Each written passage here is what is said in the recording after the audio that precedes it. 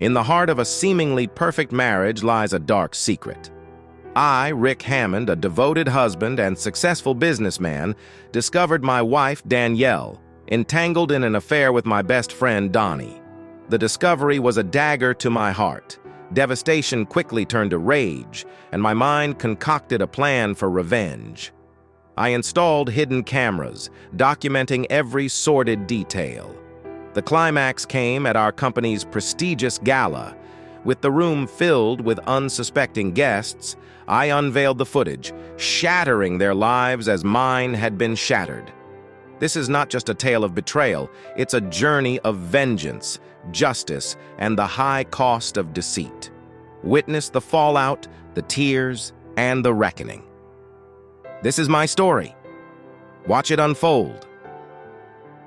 Kelly Free grew up thinking that good and bad things happened in threes. If something bad happened, two more bad things would follow closely behind. Good things didn't usually come in threes, but that was just an old saying. Kelly really believed that bad things came in groups of three.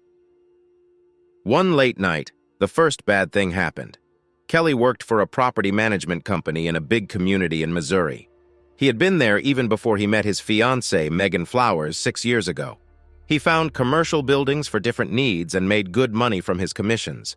But his boss, Jerry Myers, often disagreed with how Kelly chose to live his life.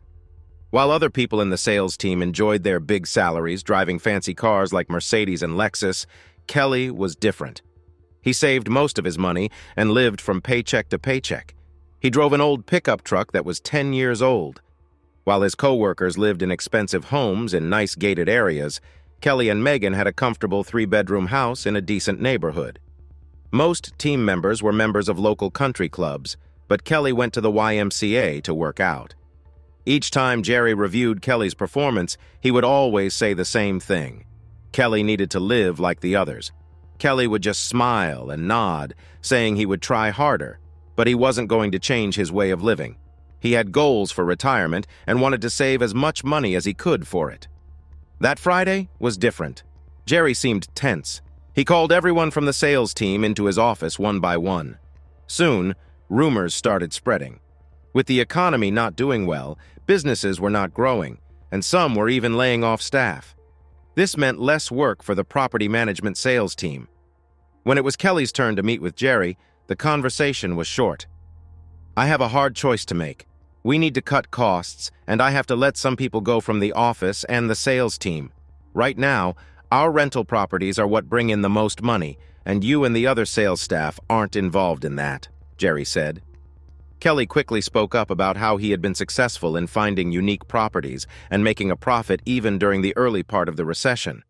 Jerry acknowledged this, but mentioned that Kelly's savings might help him survive longer in tough times compared to his teammates, who had less saved up. Kelly sat there in shock. "I save money by not spending it on the latest gadgets, houses, and cars," he thought to himself. "I should be let go, but not the others who will lose their bonuses, no matter if they stay or leave. Are you serious?" Jerry started to turn red in the face. He weighed at least 100 pounds more than he should, and there were talks that he didn't take his medicine for high blood pressure. He looked like he could have a health scare at any time. "Come on! I've told you to earn your paycheck. You make us look bad when we try to close a deal. You don't impress the big companies we work with. When they come here for discussions, you look and act like someone from a small town, not like a person of their level. It's surprising we don't lose clients because of you." Instead of making deals about the properties you find, he wiped the spit from his mouth and went on. "I care about all of you, and I don't like firing people, but I can't let someone go bankrupt when you can take some time off without worry. Clean out your desk." Kelly stood up tall as his 5 feet 9 inches allowed. His parents always taught him to save, and now it would help him in the future. After 8 years of saving and investments, he had almost $3 million saved up, while many of his co-workers had just a few thousand. He didn't really need to work again if he didn't want to. He just loved helping companies find real estate no matter where he had to go. He was used to big businesses coming to him and asking him to find the best properties for the lowest prices. As he left, he didn't even say goodbye to Jerry. He went straight to his cubicle and started packing his things. He didn't have many personal items. The computer was company property. He smiled to himself as he thought about leaving the job. He logged in and saved his last proposal for a big transportation company on his personal drive, then deleted everything related to it. Jerry didn't know that the transportation company had asked him personally to find land for a new center. He would have brought the offer to Jerry before finalizing the deal, which he had been doing more often as his name got known across the country for real estate. He didn't erase all his work out of spite. Some might have done that, but he was better than that. Soon he finished packing and headed out. Nobody at work even looked at him as he left. Well, he thought, I've always felt like an outsider. He wished them well, but felt that the company wouldn't last if the economy didn't get better soon. He threw his things in the back of his old pickup truck and drove home. He needed to meet with Megan and talk about how they would make money. He didn't want to save money until he had to. As he drove, he thought about the good and bad things in his life. The good things included their low house payment because they had bought it when interest rates were very low. If needed, he could skip the YMCA membership and just jog to stay fit. A cheap set of weights would do the job. Kelly was already cutting the grass and taking care of the garden. He said no to Megan's wish for a pond in the backyard because that would just mean more work and money. But he did most of the grocery shopping and managed the house, which let Megan focus on her job. He thought this was what modern women wanted, to see their partners helping out and not sticking to old ideas about men's and women's roles. It took time, but Megan always appreciated his help. She had a good job at a local print shop, and it was unlikely she'd get fired. She could even jog with him to stay in shape. They hadn't decided to start a family yet, so their insurance needs were low. It actually seemed like a good time to think about a baby. At least now, while he was out of work, they could spend more time together. He smiled at the thought of more moments like that in the future. When he was on the road, they often missed being together. Their cars were paid off, so they only needed regular maintenance. His pickup was older, but still ran well. Megan's car was 5 years old, and they had just finished paying for it. They chose it because it didn't cost much to keep up. She could add it to her insurance if they needed, and if she became pregnant, the baby would be covered too. Actually, this tough economy might even encourage him to take some time off work. He smiled as he pulled up to the house, but another car blocked his way to the garage. He paused and looked at it for a moment. Then he remembered that Mary and Mark Brooks had traded in their old car a few weeks ago, and Kelly hadn't had a chance to get used to the new one yet. Since Mary had just come to visit, he would need to put Megan's story about losing his job on hold. He stepped out of the car, picked up a box of his things, and walked to the house. It was early spring in Missouri, so the day felt nice at about 50 degrees when the sun shone. But today was humid, so he doubted his lovely blonde wife would be outside with guests on the back patio. He was surprised to find them missing from the living room or kitchen. There wasn't a basement since the ground was rocky in this area, which made him a little worried. He set the box on the table and went upstairs to the bedroom. At the top of the stairs, he heard soft sounds. He trusted Megan completely. He promised himself he would only think good things about her. That changed when he stopped at the doorway of their bedroom. Something troubling was waiting for him inside. Thoughts raced through his mind. He remembered meeting Megan at a party with friends about 8 or 9 years ago. He was drawn to her light hair, bright blue eyes, and amazing smile. He liked that she was fun and outgoing. He was quieter, and they became friends. They started dating the very next night. Both were in their early 20s. They knew that rushing into things was not the best way to build a strong bond, so they took their time getting to know each other. Now he saw his old friend Mark Brooks, a tall man with brown hair, laughing with Megan and Mary. Thoughts kept spinning in his head. He didn't know what to do. Should he yell, attack, cry, or run away? He just stood there, frozen. Mary, however, didn't seem surprised or upset when she saw him. Instead, she smiled and waved, telling him to come closer. But he didn't move. Then Mary gently touched Megan's head and said, "Kelly's here." His confusion deepened when Megan turned to him and said, "Hi, honey. We're so glad you're here. Mary, Mark, and I were waiting for you to start, but we couldn't wait. So we started without you, and now you can join us." Kelly struggled to process what she said. What made them think he would come home so early today? This thought made him feel dizzy. As Mark and Megan stepped closer, Kelly stepped back into the hallway. Megan was excited. "This is going to be great, isn't it?" Stammering a bit, he finally said, I need to go. I have to get something." He pulled his hands away from the woman he loved. "Please wait here while I grab something I need." Megan looked concerned right away. Mark tried to hold Kelly's hand, but Kelly pushed him away. "No, wait. Let me get something I need right now." They would later realize that he never said he would come back. Kelly hurried to the stairs, turned, and walked down to the kitchen. For a moment he paused, unsure of what to do. Finally, he walked to a small office next to the living room. He grabbed his tablet, laptop, chargers, and phone, then headed to his pickup truck. He sat in the driver's seat for a moment before putting the key in the ignition. He knew that starting the car meant a big change in his life. His car was noisy, so when he turned on the engine, he needed to be ready to leave. No time for doubts. He leaned his head on the steering wheel for a moment, then chose to drive away and think for a while before making any big decisions. He turned the key, and the engine roared to life as he shifted into reverse. He glanced at the front door and saw it swing open. Megan rushed out in her bathrobe. Kelly didn't slow down. He turned onto the street, shifted into drive, and drove away. In his side mirror, he saw Megan trying to follow him, wanting him to stay at their old home. He forced himself to look ahead. He couldn't think about that right now. He drove around the city for a bit, then headed west on the big highway. Why not just keep driving, he thought. He could delay any hard choices, but driving didn't stop his mind from racing with thoughts and memories. He remembered when he started dating Megan.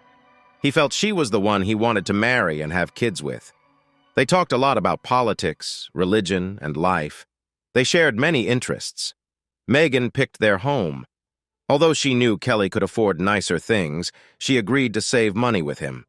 Until now, she never seemed unhappy with their life. He couldn't recall any hints or signs that would have shown her feelings. Today, though, he had been driving out west into Kansas without much thought. He didn't pay attention until the gas light blinked and a loud alarm went off. He looked around and didn't recognize anything. He must have driven much farther than he thought. A sign for a familiar gas station appeared, and he took the exit to fill up. Unfortunately, he had to pay first. He didn't want to leave evidence of where he was going, but this time it worked out. Megan wouldn't be able to find him easily here. He paid with his card, then went inside to use the restroom. After that, he grabbed some coffee and a snack before heading back to his truck. To avoid being tracked further west, he chose to drive north on a smaller highway. An hour and a half later, he crossed into Nebraska and kept going north. It seemed like something else was guiding him. He turned left and headed northwest. Around 4 a.m., the fuel light blinked again and the alarm sounded once more. He was near a small town and stopped to rest.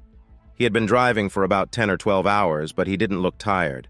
Instead, he looked out of it. He checked his surroundings. The town seemed too small to have a store open at night.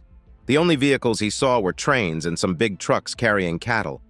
The town's name was Hyannis. It felt familiar, but he couldn't remember why. He thought back to summer trips with his parents when he was 12 or 13. They had driven through a place called the Sandhills in Nebraska.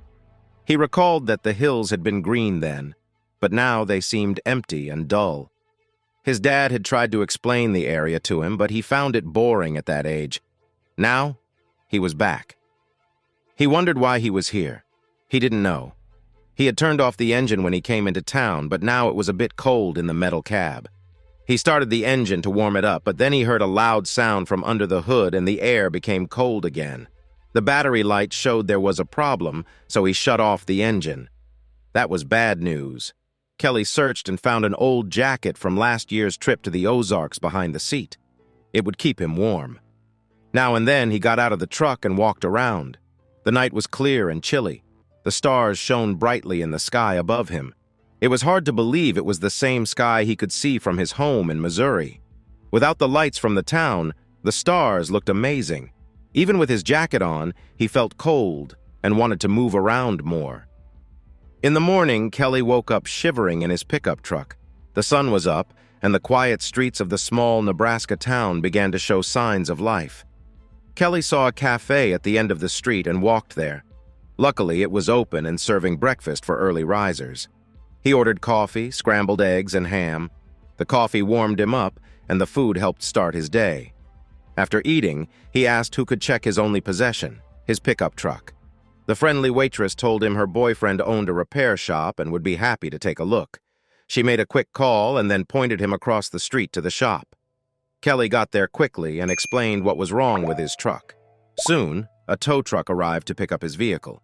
The problem was that Kelly only had $100 with him, maybe less, since he had bought a snack many hours ago and breakfast this morning. He didn't want to use a credit card or anything that could give clues about where he was to Megan if she looked for him. He wanted time and space to think about her betrayal and why it had happened. He would talk to her when he was ready, not a moment sooner. He asked where the bank was and was told to go one more block down the street. He talked to the manager for a few minutes, then sat down at his laptop and connected to the public Wi-Fi. Soon, he moved some money to a new account at the local bank. He hoped it would be enough to fix his truck. He turned on his cell phone.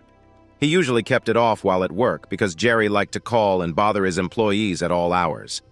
The phone started up, and a message alert showed he had several texts. He quickly saw that most were from Megan and a few from Mark. A couple of the later ones were from his mom. He guessed that Megan had called her with some made-up story, hoping he would reach out to her or his dad. He quickly texted his mom, telling her that he and Megan had argued and he was taking some time off to think. He also let her know he was okay, but stuck far from home. He promised to call when he could. Then, Kelly called his lawyer. Since it was Saturday, the office was closed. The answering service picked up. Kelly left a message for his lawyer, Lawrence Roberts. He explained that he and Megan had split up and that she should not have access to his accounts until a judge decided otherwise. He also asked Lawrence to move as much money as possible to overseas accounts. An hour later, he got an email from Lawrence Roberts. Lawrence said he was sorry to hear about the breakup, but would help if it was legal. He mentioned knowing some financial experts who could assist. Kelly also asked Lawrence to send $2,000 each month from his accounts to Megan's for her bills, like the house payment. He wouldn't be living there anymore, but she needed a place to stay. However, he had another worry. He figured Megan would be searching for him. If there was too much activity in his accounts over the next few days, it might lead her to him. Plus, his pickup truck was out of service for a few days. He needed work that would help him pay for essentials but still allow him to stay hidden for a while. He went back to the diner for lunch and thought about what to do. There wasn't a big town nearby to lose himself in. He could camp, but it was still cold at night. Also, he would need money for supplies, and there would be signs of where he had been. He could try hitchhiking, but he wanted his own truck. He didn't feel like buying anything right now either, and moving cash was risky. Now, he wished he had stayed in his hometown for just a day longer and taken some cash before he jumped up and left. Finally, he asked the waitress if there was any work available in Hyannis. She laughed softly. "Sweetheart, there are only a few shops around here and there won't be any new jobs in town until spring is over. If you need work, you should ask the ranchers. They often need help." He shrugged. "I don't have any skills they might want, or I would give it a try. Are you sure no one is hiring in town?" She shook her head. "Look, Hong, I get it. When you're in a tough spot, it can be hard to think straight. I'm really sorry about your situation, but nothing will change for a few more weeks." She walked away to help another customer. He sat there thinking about what to do next. After a while, he felt like giving up. If he hitchhiked to the small town of North Platte, he knew he wouldn't blend in with its crowd of 25,000 people. Strangers stood out there, but not as much as they did in Hyannis. Even if he found work there, the pay would be low, and he worried about rent and food. He might not even be able to go back for his truck. The waitress, who had a name tag that said Tiffany, came back and poured him some coffee. "Listen, Tiffany, I've been thinking. Do you think any rancher would give me a job until I get back on my feet?"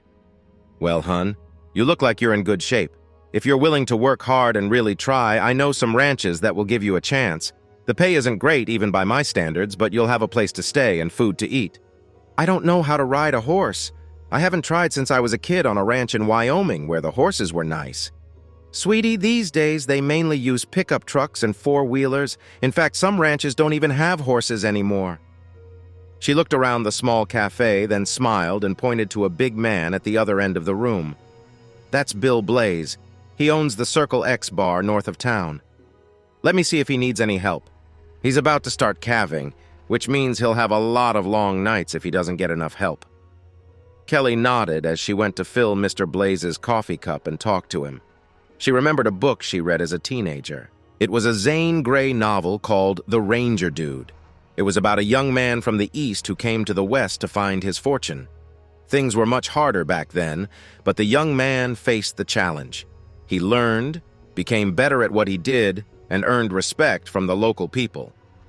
Kelly began to think that if he tried his best, he could also learn and adapt. These were modern times, after all.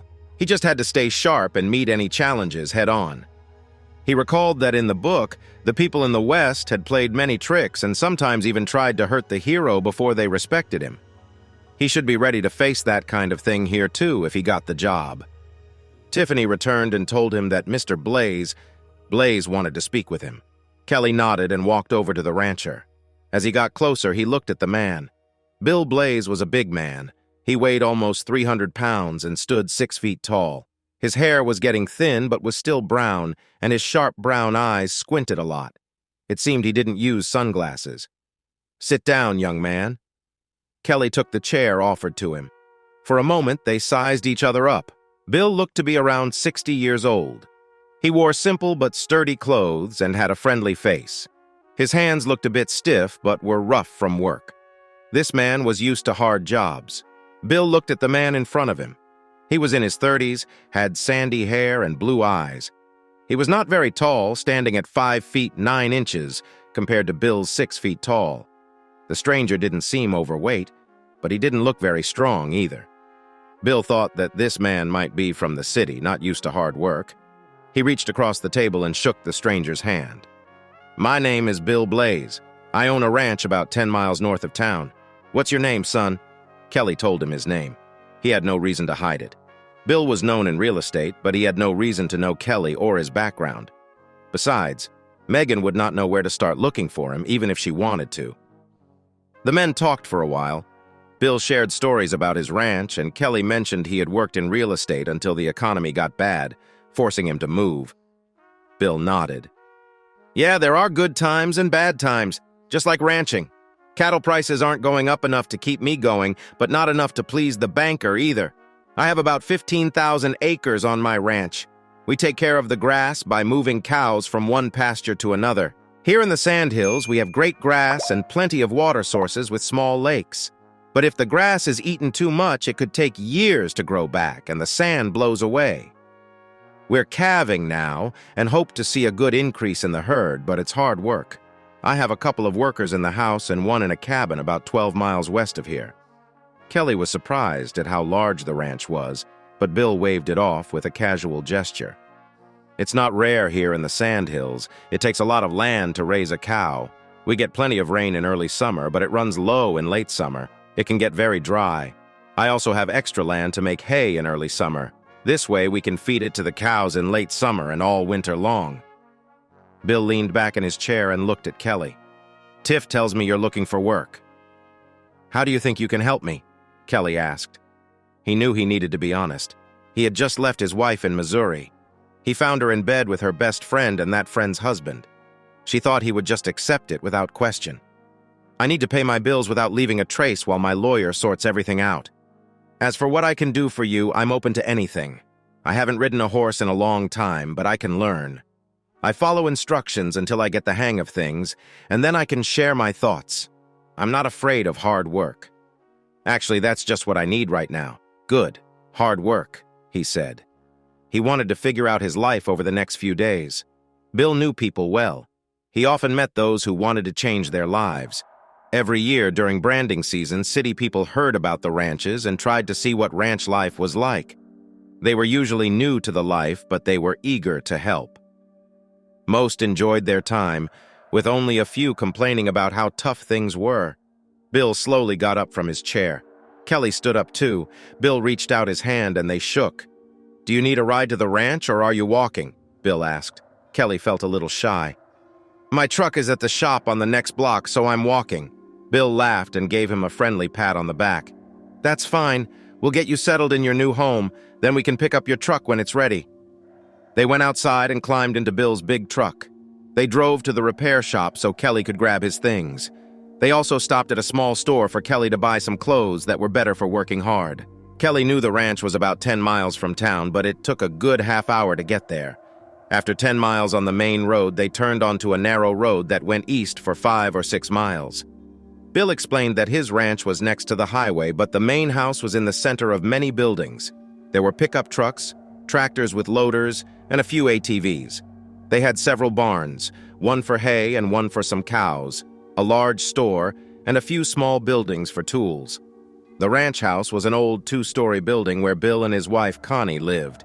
They were in their late 60s and had no children.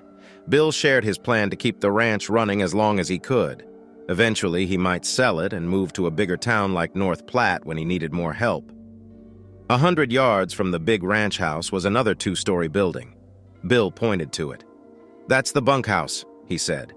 Kelly thought the cabin would be simple, with one big room and maybe a little building outside. Bill chuckled at Kelly's ideas.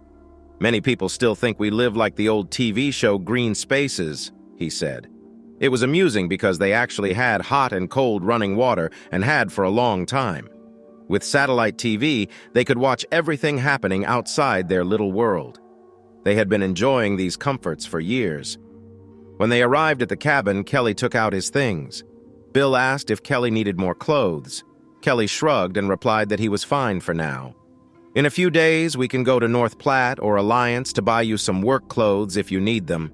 Those cities have a bigger selection," Bill added. Kelly just nodded. He felt any comment now would seem rude after saying he thought the ranch should look old-fashioned. Before showing him the bungalow, Bill said, "We haven't talked about pay. I'm not sure how much you need, but my usual pay is $2,000 each month. You will have free food and a place to stay. There's a kitchen, and I have separate freezers for everyone. You'll get your own key to keep your food safe." Bill explained, "Before I hired some guys who thought all the snacks were theirs, and it caused problems. That's why we set up individual fridges, freezers, and pantries." He showed Kelly where he could keep his food. "You can buy and store drinks and snacks here. I also provide beef, pork, chicken, and turkey. If you don't know how to cook, there's a computer on the counter where you can find any recipe you want. We have Wi-Fi, too. The password is on the side of the monitor." As he led Kelly down the hallway, he pointed out the rooms. The first room is David Turney's. He likes to be called Butch.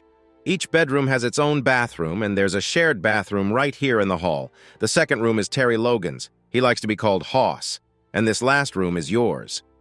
Kelly was surprised by how big his room was. It had a double bed, a dresser, a small desk, and a comfy chair. A flat-screen TV, DVD player, and satellite box were on the wall. The bathroom was also big, with both a shower and a tub. Kelly dropped his bag on the bed. Bill then showed Kelly the linen closet, which held extra sheets and blankets. Towels were stored there, too. "You can bring your own soap and shampoo, so I won't get any for you," Bill said. Kelly nodded, realizing he could use what he had until he went to town to buy more personal items. He hadn't thought to grab those when he talked to Bill. His new boss snapped his fingers and said, "We can help you." Connie wanted to go to Alliance. It's a big city to the west, about 70 miles away. She has a sister there and they need to do some shopping. "Why don't you make a list of what you need today? She can pick it up and come back tonight," she suggested. Kelly quickly wrote down what he needed and gave it to Bill. Bill then took Kelly to the main house and introduced him to Connie, his wife. Connie was also in her 60s. She was a cheerful woman with a kind smile. She didn't like wearing sunglasses, so she had wrinkles around her eyes. Her gray hair was shoulder length. Connie was friendly and glad to help Kelly pick out some things. Bill then introduced Kelly to Butch and Hoss. Since Kelly was from Missouri, Butch started calling him Missouri. Kelly decided that Missouri was a better name than Show Me, which also showed where he came from. He figured names were not too important on the ranch. He shrugged, and Butch got right to work teaching him. They took the UTV to the nearest pasture. Butch told him that most of the cows stayed there for the winter. This way, the workers could watch them and help with the calves. He pointed out the big, round bales of hay stored near the pasture. The cows were fed early in the morning and again at 6 o'clock in the evening. Butch started to note which cows looked close to giving birth. Every time they checked, there were about 5 to 10 new calves. It was more dangerous at night because coyotes would come closer to the cows to try to catch the newborns. The cowboys worked hard to keep the cows and calves safe. Butch showed Missouri the rifle they used to scare away coyotes if needed. Some ranches sent people to get rid of all the coyotes and other wild animals like bobcats, but Bill just wanted to keep them away from the herd. The rifle was a .22 or .30 caliber, strong enough for coyotes but not big enough for deer. They went around the herd a few times and then drove up a small hill. Butch wanted Missouri to practice shooting the rifle. Kelly had grown up with guns, so his aim impressed Butch. Kelly thought he would get a permit and buy a gun when he got to a big enough town with a gun shop. Maybe it would be in Alliance, Ogallala, or North Platte, but he felt a gun could be useful while working with the cows. Butch had told him about rattlesnakes, but it was still cool enough out for them to stay in their holes for the winter. Bites from animals were not common, but they were still a chance, so everyone needed to be careful. Next on Missouri's list was to get some boots. On their way back to the ranch, they passed by the herd and saw a cow having a calf. Butch stopped a safe distance away, and Missouri watched as the new life entered the world. Butch explained how ranchers and farmers were the first to care for nature, as their work depended on the health of the land and the animals. Bill Blaze kept a few horses to help watch the herd and ride along the edges of the ranch. This practice helped reduce pollution. When they traveled to help with hay, they met ranchers who still used horses to stack hay instead of machines. After the calf was born, Butch checked to make sure its ear matched its mother's ear. He also gave the calf a quick shot of vitamins and medicine to help prevent sickness. The wet and chilly weather could make it hard for the newborn to stay healthy. They had to watch the cow closely because she was very protective of her baby. By moving slowly and speaking softly, they carefully positioned their vehicle between them and the cow while they worked. Sometimes, if the calf was too weak, they would put him in the back of their vehicle and slowly take him to the barn. They wanted the mother to come along too. Once the calf was inside the barn, they would dry him off and bring the mother in to nurse him. Usually, they only stayed in the barn for a day until the calf got strong enough to go outside. This calf looked strong and ready to be with his mom. In fact, the young bull calf quickly moved around on his wobbly legs and snuggled up to his mother. Butch smiled happily and said, "That's the first thing we look for. Whether it's a human baby or an animal, the need for food shows how strong the baby is." Because of his recent troubles with a girl named Megan, Kelly thought he wouldn't soon see human mothers and babies interacting like this. After the birth, he was glad to see the happy moment, but felt sad thinking about what would come next for him. Butch kept Kelly busy, showing him the different tools needed for running a ranch this big. There weren't machines assigned to each person. Instead, they used what was needed from what was available. That's why there were keys in every vehicle. Butch warned Kelly that in the city, people take their keys out and lock their doors. But here, if you lock your keys in the car during extreme heat, cold, or rain, it could be a problem. Even in large groups, no one locked their car doors. It was common for someone to just take the nearest truck to get what they needed. Everyone trusted each other to return things in the same shape they found them, so Kelly made a note to stop taking his keys out all the time. When he stepped out of the car, he realized it was important to stay warm and dry. Butch handed Kelly an extra coat. Someone had left some coats and jackets behind when they moved out. "You can use anything you need, especially at night when it's cold. We'll check on the cows at 2 o'clock and 4 o'clock. Horse will come out at 3 o'clock and 5 o'clock to do the same. It shouldn't get colder tonight, but it might rain, and that won't be fun unless you have something to keep you dry." Butch paused. "Do you have a hat?" Kelly, who they called Missouri, shook his head. Butch couldn't believe it. He looked in the closet and found a hat with a wide brim. "Here, you might want to wash it before wearing it, but it will help keep you dry tonight." Missouri saw a washer and dryer in the small house and decided to wash the hat, coat, and his work clothes, which were dirty. He thought, "Oh man, I got fired yesterday. I drove all night and now today I have a new job." He shook his head in surprise. Then Butch and Hoss taught him to drive a pickup truck with a special lift for bales. They would pull up to a bale, lift it with their hands in the middle, and then use the hydraulics to lift it. Butch laughed and remembered having to load small bales by hand, putting them on a trailer, and then taking them to the cows. They showed Missouri how to lower a bale from the back of the truck. Then they drove in a circle while the bale rolled out behind them, leaving hay on the ground for the cows. They drove back and forth until the bale was empty, and then they would go and get another bale for the bulls. The bulls were kept apart from the cows until it was time for breeding. Bill had about a dozen bulls. Every few years he would change some out to avoid inbreeding. He only used Angus bulls with Angus cows, but sometimes he bought a few different cows to mix up the herd. The bulls always stayed Angus. About 3 months after calving, the bulls were brought back to the cows. Missouri learned how to check cows for pregnancy. Any cows that weren't pregnant were gathered and sold. A few young female cows were kept for the next year. This ongoing process helped keep the herd strong by removing cows that couldn't have more babies. Some of the sold cows ended up as fresh meat in Blaze's freezers. They were kept for a few weeks and fed corn before being sent to the meat plant for processing. This made the meat tasty and soft. Bill brought the fresh meat into the house to prepare before freezing it. Missouri learned that this made the meat very tender and flavorful. Now, Missouri felt overwhelmed with all the new information. This whole new situation felt so different from his old life that it was like stepping into another world with different goals and values. The people around him seemed easily fooled. It was clear that hard work was still needed, but everywhere he looked, there were tools to make the work easier. Butch kindly offered to share food with him until Connie came back from her visit. Bill thought Connie would come back before dark, but it depended on how long she stayed with her sister. Missouri thanked Butch and decided to make dinner for both of them. He was used to cooking 3 or 4 times a week based on Megan's plans and his own.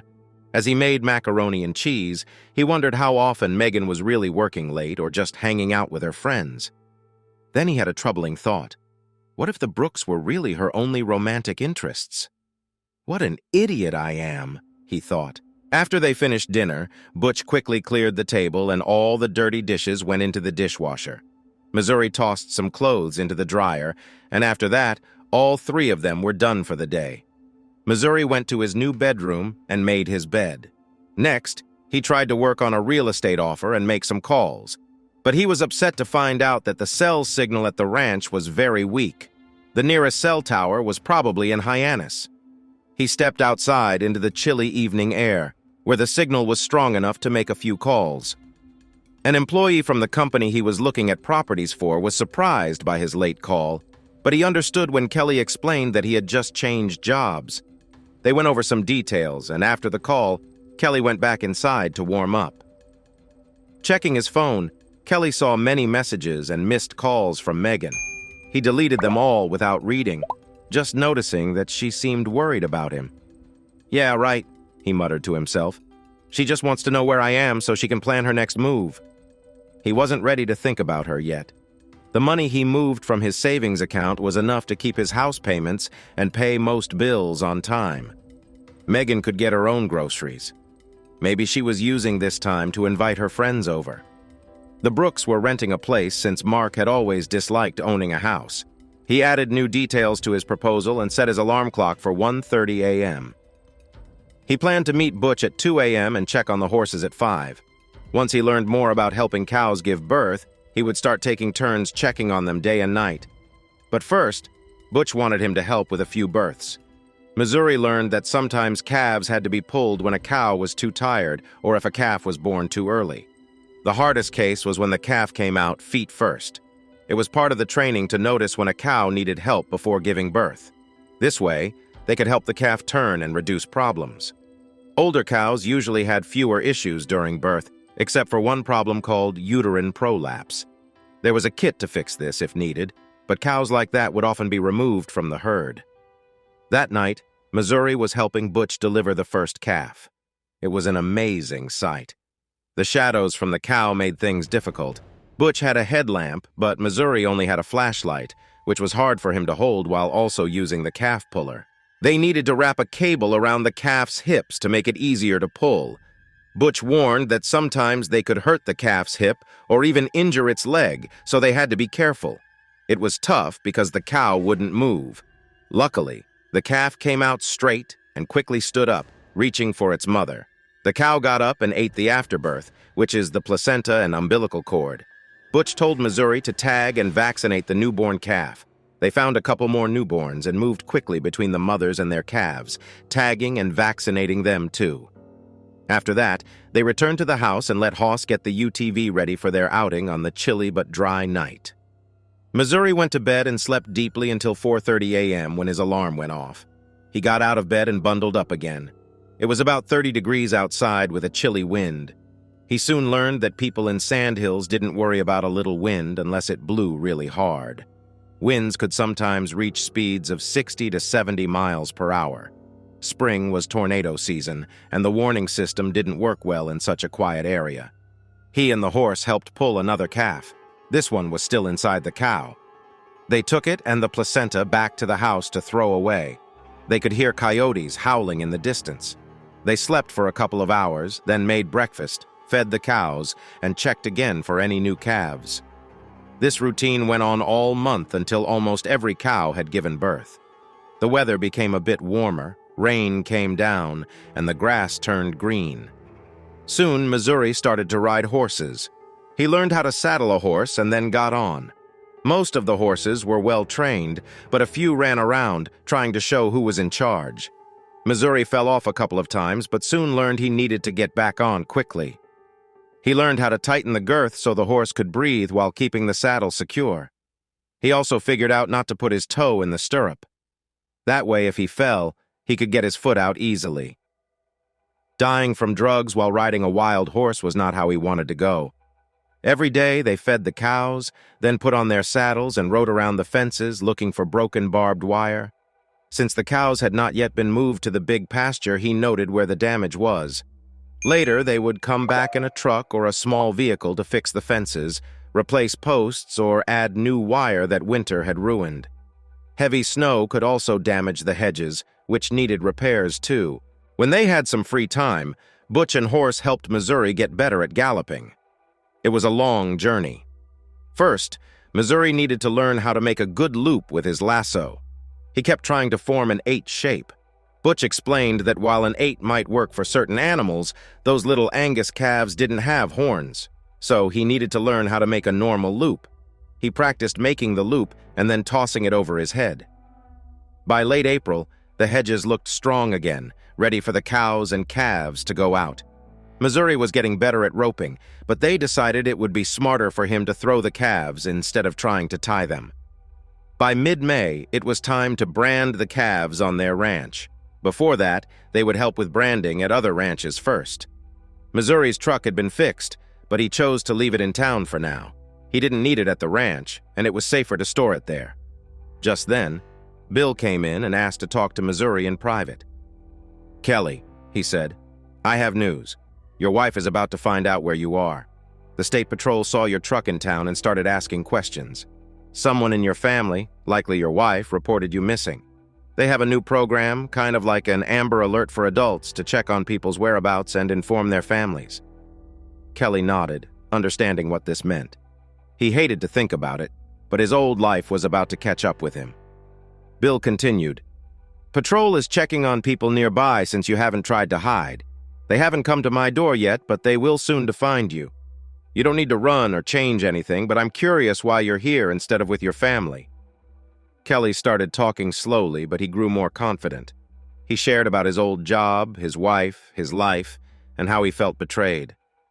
"Look at it from my side. I lost a job I loved, but I had savings and was living within my means. After that, I cleaned my desk and went home to figure things out. I had many clients who might hire me as a freelancer, or I could start my own business. But was that wise in today's economy? I walked into my house and discovered my wife was not only unfaithful, but also interested in other women. She wanted me to join her right then and there. I had to leave before I lost everything. I didn't know what might have happened if I had stayed. I looked at my boss, Bill. He had a worried look on his face, like a caring parent.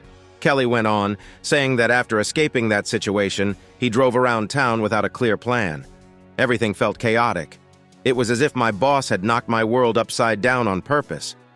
Finally, I just got on the highway going west, driving away. If I kept moving, I wouldn't have to stop and think.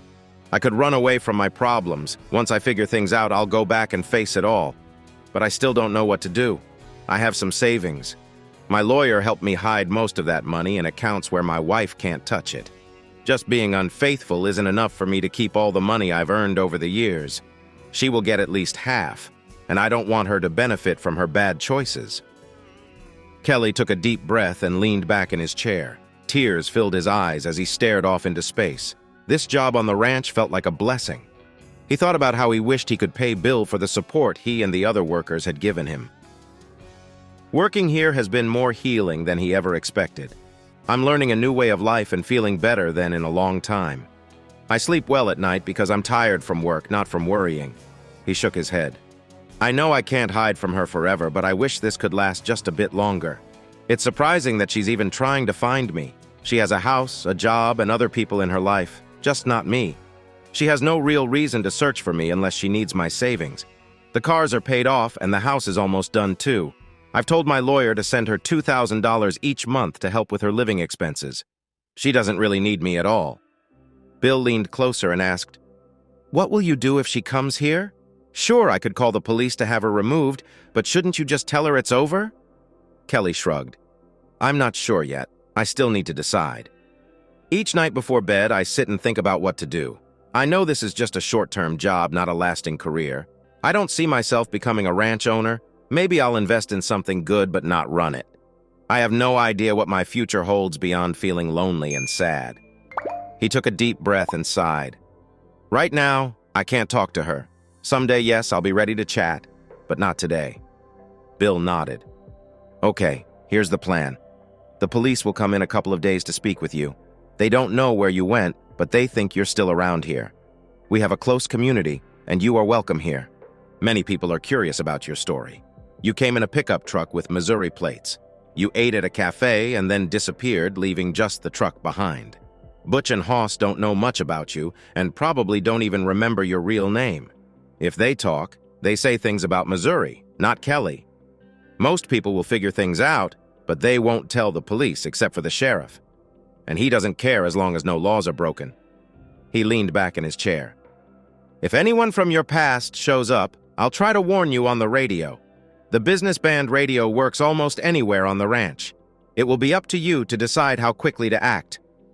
Kelly thanked Bill and went back to work. As the sun came up in the east a few days later, a lone state trooper showed up at the ranch. Bill called Kelly and asked him to come to the ranch house for a talk. Kelly met the trooper and told him he was okay. The trooper advised Kelly to let his family know where he was so they wouldn't worry or get the police involved. Kelly held back a grin as he told the trooper he would take care of that. Missouri started to think of a plan. He knew his pickup truck would be watched. He didn't want to see Megan right now. A thought struck him. What if she came with Mark and Mary? There was no way he would talk to her if they were around. He was trying to figure out where to go and how to do it. He could buy a new car if he wanted, but as soon as he registered it, someone would start following it. He went back to Bill, shared his plan, and arranged a few things. Bill was surprised, but then smiled and agreed. They talked about the details. Kelly used some money from his personal account to order some things. After about a week, a brown truck started coming to the ranch regularly. A small pile of packages began to build up in Missouri's room. Each evening, Missouri opened the new packages and repacked the items he had bought. He got a gun permit and during a rare trip to the store, bought a .45 caliber semi-automatic pistol and a few hundred bullets for it. He also bought a .223 caliber rifle and a carrying case for coyotes, along with a few hundred rounds of ammunition. He kept building his supplies. Then it was time for branding. It was hot, dirty, smoky, and smelly. The work continued. Experienced hands led the calves out of the herd with ropes and brought them to the group, dropping them on the ground. 2 men worked for each calf. One would grab the calf and wrestle it onto its side, then kneel on its neck and hold its front legs. Missouri would grab one back leg of the calf and pull it back while pushing the other back leg forward with his foot. This helped keep the calf still while they gave it hormones and antibiotics, and then they branded it on the right side. If it was a young bull, they would castrate it, turning it into a steer before letting it go back with the herd.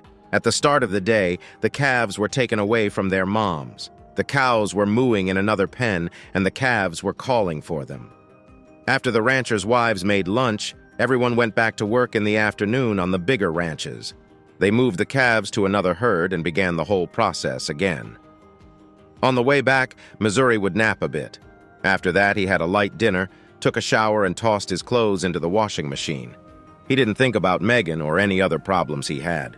Soon, he fell into a deep sleep and didn't wake up until just before dawn to go to the next ranch.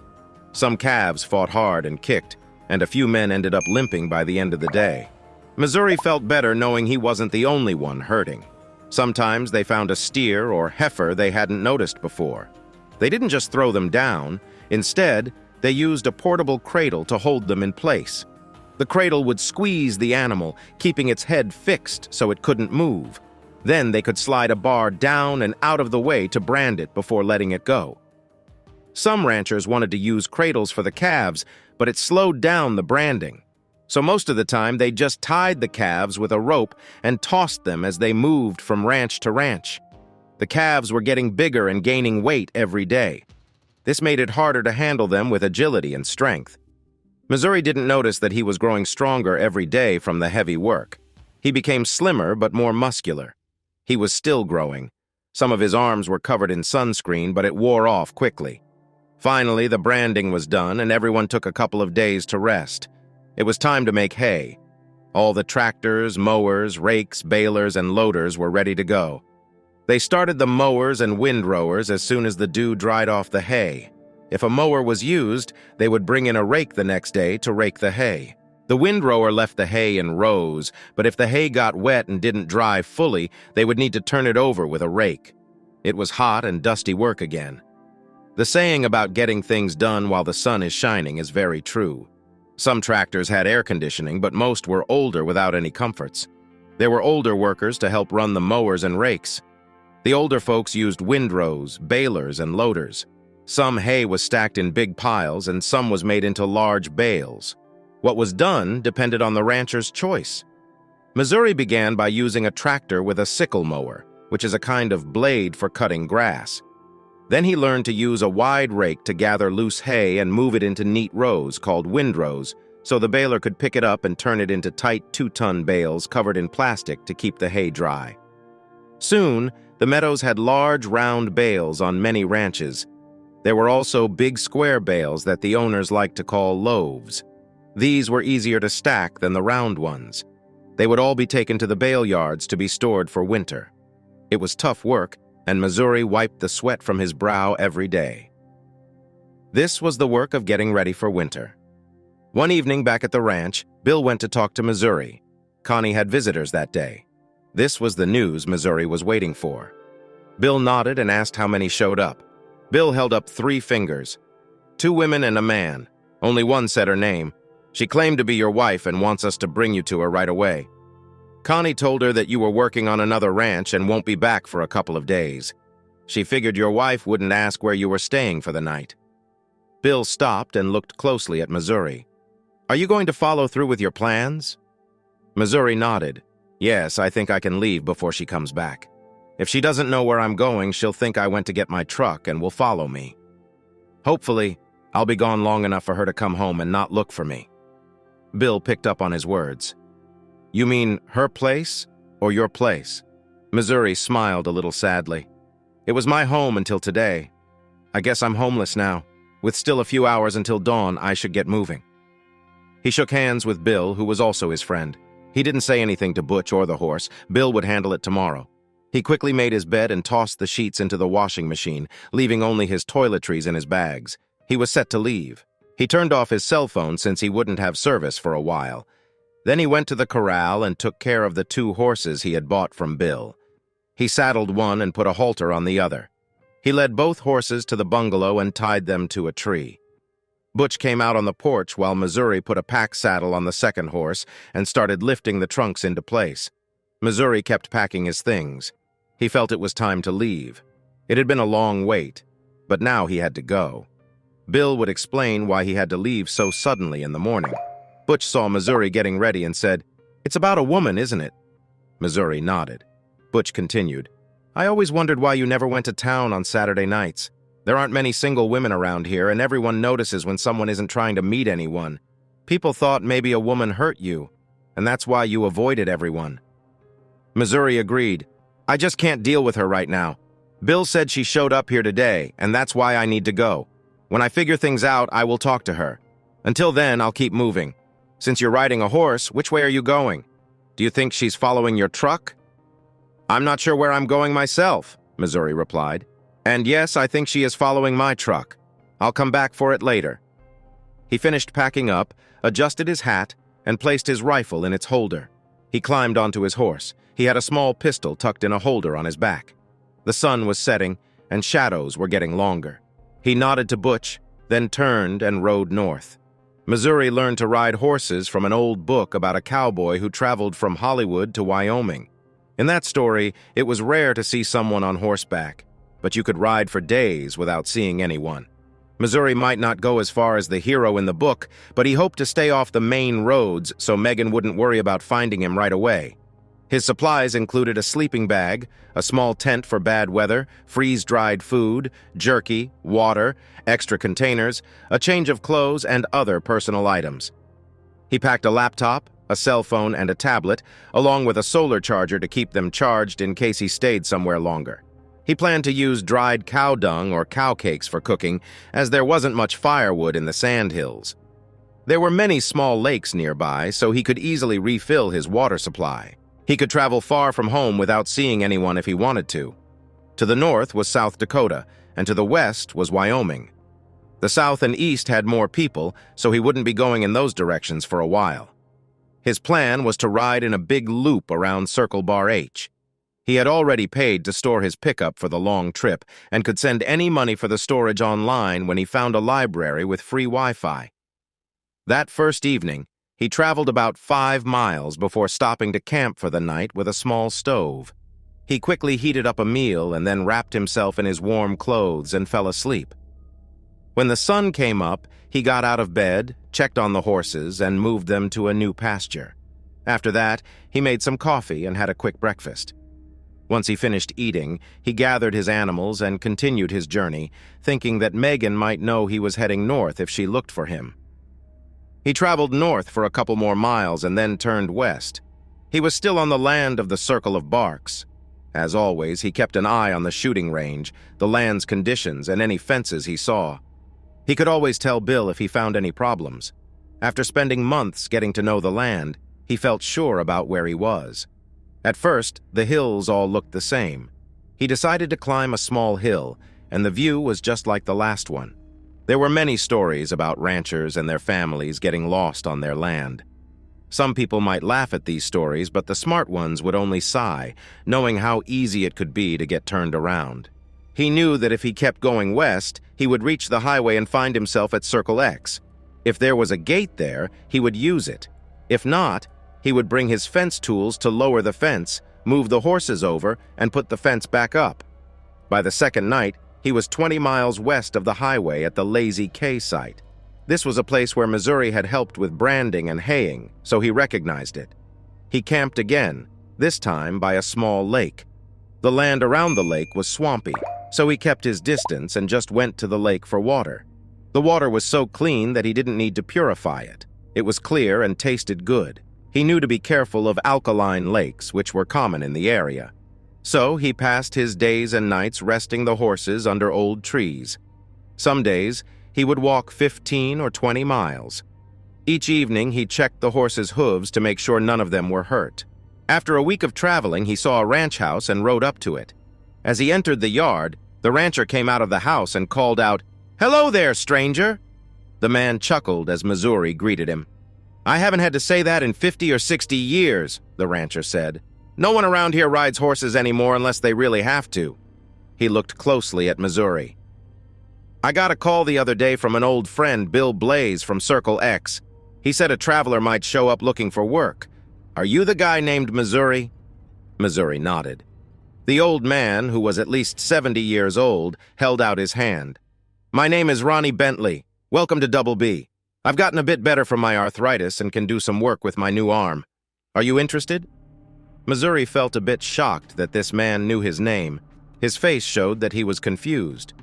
Son, you might be far from the Circle X bar, but around here everyone knows each other.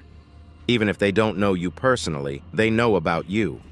There's not a single person in this area who rides with a pack horse except a man named Missouri. Bill had called everyone within 100 miles to tell them that this guy named Missouri might reach out. He said he would back you up, and that it would be a problem if anyone hurt you.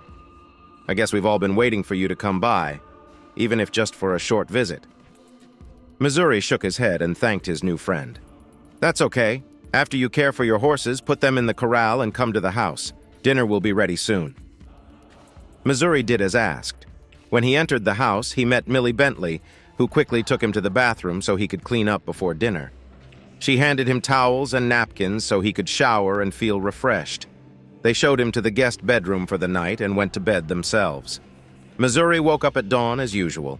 Ronnie was already up and moving around, though slowly because his arthritis slowed him down. Soon, Millie had breakfast ready on the table. After they ate, Ronnie took Missouri on a tour of his home. Double B's ranch was only 8,000 acres, while Circle Bar X was 15,000 acres, but it was still big enough that a couple of workers were needed. Missouri helped fix the fences and move large, round bales of hay from the field. He worked there for a week, but then received some bad news. As he returned from work one day, Ronnie met him at the gate. He was hot and sweaty from the summer sun. There were some people here a few days ago. They said they were looking for a guy named Kelly Free. I told them I didn't know that name or who they were searching for. I don't think they believed me. Missouri shook Ronnie's hand. Thanks, Ronnie. I think I'll pack up tomorrow and leave. They didn't say when they'd return. They mentioned they were checking north and might be heading south and then east again. They think this guy is hitchhiking to different ranches. One woman seemed really eager to talk to him. I guess she wanted answers, but I don't know why. Missouri turned and headed to the barn where his horses and gear were stored. He was staying in the guest room, so he only took a change of clothes and some toiletries into the house each day. Since being on the trail, he had grown a mustache and beard at Double B's. He shaved his neck to avoid the itch, but kept the mustache and beard. He used the internet to check on his pickup truck and sent some letters to Bill Blaze. He thanked Bill for telling his neighbors about his travels. He also wrote to his parents to let them know he was okay, although he didn't share where he was. The next morning, he had a big breakfast and started to pack his things. He took a moment to order food to be delivered to an address in Gordon, Nebraska that Ronnie had given him. He thought it would take him about a week to drive to Gordon. This would be the first time he was going to the city since leaving Round Barracks. It rained all day after he left Double B's. Missouri put on his raincoat and made sure it covered his face. He kept writing even in the rain. The horses didn't seem to mind, and his backpacks were made to keep water out. By the end of that day, he had only traveled about 5 miles because the horses were moving slowly in the rain. He discovered an old barn where he could shelter himself and the horses. It was a good thing he found the barn because a thunderstorm began soon after. Missouri cared for his horses and then warmed up some stew for dinner. He hung his wet clothes on a makeshift rack and wrapped himself in his earth clothes again. It was too warm for a sleeping bag. The next day started bright and clear, so he felt rested. By the end of the week, he found himself outside of Gordon. It was a small town with about 1,600 people, and all the shops were in that area. Missouri rode his horses by a small creek at the edge of town and then headed into the business district. He went into a small store, bought some canned food, and treated himself to a cold Coca-Cola. It was very refreshing. After packing the food in his bag, he went to the address Ronnie had given him to pick up some supplies. He met the owner of the house there and got his items. He packed these supplies onto the horses as well. Next, he visited the library one last time for the day. He spent a few hours looking up current events and using the public internet to send some emails. His lawyer told him that Megan was calling him every day for updates. Lawrence also said that Megan had never mentioned the divorce or talked about him at all. His parents were encouraging but wanted him to come home. He sent them a message back saying he was getting better and would stay in touch. He checked the news from his hometown and learned that property management services had closed down. He felt too far from it to feel happy about the business failing. In the end, he felt sad because many people had lost their jobs. He decided to treat himself to a drink and headed to a local cafe he often saw on his trips into town. Once he walked in, He found a seat in a booth to the side of the room. Soon, a waitress brought him an iced tea and a hot roast beef sandwich. Everything was nice and quiet until he heard a conversation from the booth behind him. The tall backs of the chairs made it hard to see who was around, so it felt private. But two people were chatting loudly enough for him to hear. They seemed to forget about the privacy. He wasn't sure how long they had been there, but he instantly recognized Megan's voice. "He's close by! I can feel him! I've always known when he's near. I just wish he'd come over and talk so I could explain what we mean to each other. I need him to believe me." Next to her, the other person, probably Mary, spoke softly, making it hard to hear. "I think he doesn't want to be found, or at least doesn't want to talk to you. We've been coming to this awful place for months, and we still can't find him. People around here aren't helping. Some might even be letting him know where we're looking so he can run away. It's amazing how good he is at hitchhiking to stay hidden for so long. We drive these roads all the time. We should have seen him trying to catch a ride. I know, but I need to find him and talk. I think he figured things out on the day he arrived. You let him catch us off guard. I just don't think you got him ready for it. I realize I should have brought up the idea of polyamory sooner. I thought he could understand. It doesn't change how I feel about him, but I have to say it to him directly. He won't reply to my emails or texts, and he never answers my calls." Mary scoffed. "Well, considering the poor cell service here, it's possible he might have just ditched his phone. That sounds like a wild goose chase. If he wants to stay hidden, we can't just keep looking. On our next trip, Mark will have to stay home. I'll need to work part-time to keep my boss from getting upset about how much I'm missing. I don't understand how your boss gives you time off. I told her my husband is missing, and I need to find him. She's been really understanding, but I need to go back to your place and work for a couple of weeks before searching again. I have a feeling he stayed in the Sandhills. I can't believe he never mentioned this place during all our talks. He has no family here, and he can't work without a car. Do you think he got another car or a truck and just left his old one in Hyannis to confuse us?" Megan probably shrugged. But since Missouri couldn't see her and wasn't going to stand there and stare at her, I'm not sure. I don't think he did. He hasn't spent much money since he left. There were no fuel receipts after the first few days. I wouldn't have known he was nearby if I hadn't warned the police. A state officer talked to Kelly after he was seen. He was working at that first ranch. We checked. I think the rancher told Kelly we were there because he didn't help us at all. I can't picture Kelly doing such a job. He works in an office and only travels now and then to look at properties across the country. Why would he think he could do the hard work they do at the ranch? And to think they live so simply. No bathrooms inside and no internet. I couldn't do that. Missouri almost laughed, remembering what he thought when he first arrived at Round Bar X.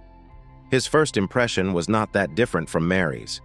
He realized he had never sat in a public spot before and shared his thoughts about how he believed the ranchers lived poorly.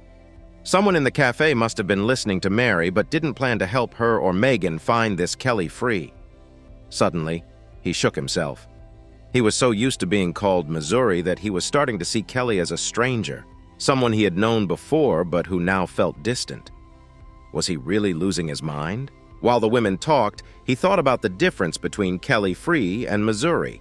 They were basically the same person, but Missouri was a ranch worker with no connections to anyone. Kelly Free was a married man who had his own duties. Each had his own ideas of right and wrong, and Kelly was annoyed by the woman sitting next to him. Kelly needed to break things off with Megan, but Missouri didn't. He knew he had to find a way to bring his old self and his new self together, but that wasn't going to happen today. He started to listen to the conversation behind him again. Mary said, "I'm going to check the library again. They have internet, and Kelly needs to send some emails and get replies from his lawyer.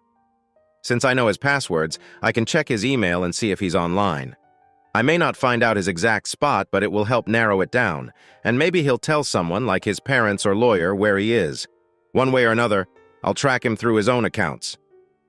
Missouri almost slammed the table in frustration. Darn it! He had completely forgotten that Megan knew the passwords to his personal account and his Yahoo account. There was no need for secrets in their lives until Megan decided to make things complicated. He needed to fix that mistake right away. He thought hard, trying to remember if he and Lawrence had talked about money in any email or text. It seemed they hadn't, but he had to check. Could Megan see if he looked at old messages? The two of them must have finished their meal because they got up and walked past Missouri.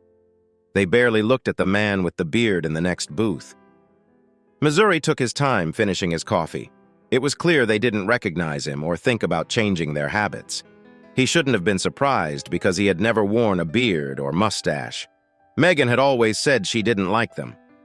Like many celebrities who grow beards for a short time, Missouri picked up his hat and went to the cashier to pay. He still had enough cash since he had cashed most of his checks from Bar X, and Ronnie Bentley from Double B's had paid him in cash. He had stashed the cash in different pockets of his coat and pants, even in the trunk of his car, so it was handy but not all in one spot. He went out and bought some hard candy. He always heard that old cowboys liked hard candy when they were on the trail. He also bought a couple of pints of whiskey for medicinal purposes. Of course. He carried the plastic bag back to the camp. He must have been very quiet because he surprised a man who was going through his bags. The man quickly raised a small gun, pointing it at Missouri. "Hands up!" The guy stood still and slowly got to his feet. "Turn around! I want to see who I'm aiming at!"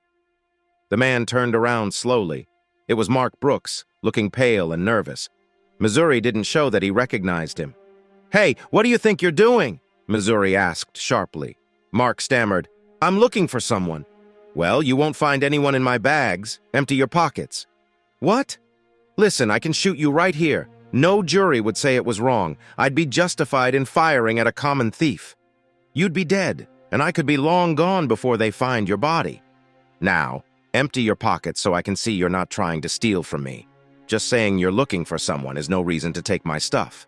Mark tried again. "No, I'm really looking for someone. It's my best friend. His wife and my wife are in town looking for him. We think he's around here somewhere. His name is Kelly Free, and we need to find him to take him home. I just wanted to see if anything in your bags could help me find him." When I arrived, no one was here. "Please, you have to believe me." "Maybe I do. Maybe I don't. I won't say it again. Empty your pockets or else," Missouri warned. He wasn't rushing Mark to listen. Instead, he pointed a gun between Mark's legs. Missouri knew he couldn't shoot again because it would scare the horses. The first gunshot would catch someone's eye. If he fired again, people would call the sheriff. But Mark seemed scared from the first shot. With shaking hands, he emptied his pockets. Missouri needed to act fast. He spoke softly and roughly so Mark wouldn't recognize him. His beard and hat helped hide who he was. When Mark showed he had no items of value, Missouri told him to collect his things and put them back. Missouri then pushed Mark toward the edge of the camp. He spoke softly, "Why don't you leave this man alone?" Missouri put the pistol back in his waistband. Mark lowered his hands slowly and said, "He's my friend. He needs help. We want him home to get better. His wife wants to talk and mend things. She loves him and he has been gone for months." Suddenly, Mark looked closely at Missouri's face. The fear seemed to fade and he recognized something. "What's your name, stranger?" he asked. "They call me Missouri now," Missouri replied. "Why Missouri?" Mark was curious. "Well, everyone needs a name. Texas is too common, Oklahoma is too long, and Iowa is funny sounding. Kansas isn't popular here, and Nebraska sounds silly. Plus, I don't go by Axe or Ben, which is Nebraska spelled backwards. If I were in Missouri, I'd have a different name." "What's your real name?" Mark pressed. "Be careful asking that. It might lead to trouble. I'm a wanted man. So maybe you should go back where you came from before you find yourself in a bad spot." Mark's eyes widened at the sight of the gun. He nodded and slowly stepped back, almost tripping. Then he turned and ran for his life, not daring to look back. Missouri smiled, knowing that now they would know what to call him if they went looking. Mark was no fool. The disguise had worked for a bit. It wasn't really a disguise, but a way to cope with being away from other folks. Missouri quickly started to set up camp where Marquette had parked. He needed to hurry. Either the sheriff or someone named Megan would come looking for him soon. His camp was hidden among trees and bushes, so he decided to move downstream for cover. It was better than the open space near the town. If he could get over the hills, he could find a safe spot. But he didn't know how much time he had, so he needed to act quickly. He had camped before, so setting up didn't take long. In about 10 minutes, he was ready. The horses needed a break, so Missouri let them walk a couple of miles down the stream before he began to circle around Gordon. Cody was to the east of Gordon, but he doubted there would be public Wi-Fi. He needed to contact Lawrence to check if everything he wanted to finish was done before talking to Megan. Megan wasn't going to take advantage of the situation. He had to climb over several fences, but he didn't see anyone in charge while he did so. The few trucks and cars that passed by didn't slow down or seem interested in him. In fact, most locals just waved and kept going. By evening, he was a few miles west and south of Gordon. He stopped at a farmhouse where the owner let him bring the horses inside. He decided to rest in the barn. The owner, a woman who took care of her widowed mother, invited him to dinner. He was surprised, but he soon understood that ranchers often expected visitors like him. Martha, the woman who hosted him, laughed when he asked if people were looking for him. "You bet," she said. "Everyone in the area has been keeping an eye out for you." When those three troublemakers came into town, no one said a word about who they were looking for. "We know you're smart, and we know you work hard and stay out of trouble." She continued, "You're part of our community now. Those guys come around every so often asking questions, but no one bothers you when you visit town. We all assume you have your reasons for being quiet, and that's good enough for us. One day maybe you'll share your story, but we enjoy the gossip just fine." He smiled at her and shared his story, starting with a saying he had about bad things coming in threes. After he finished, she smiled back at him. "You know, things happen in strange ways," she said. "You think 3 bad things have happened to you. First, losing your job was tough, but your boss wasn't good to you. Now you can work on your own terms. And from what you say, it sounds like there are clients who want your help."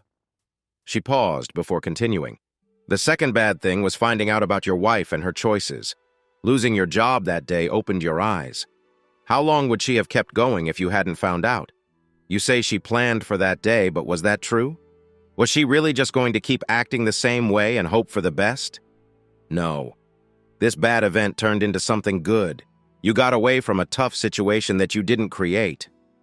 Missouri thought about this and started to agree. He felt healthier and wiser now than when he worked for Jerry Myers.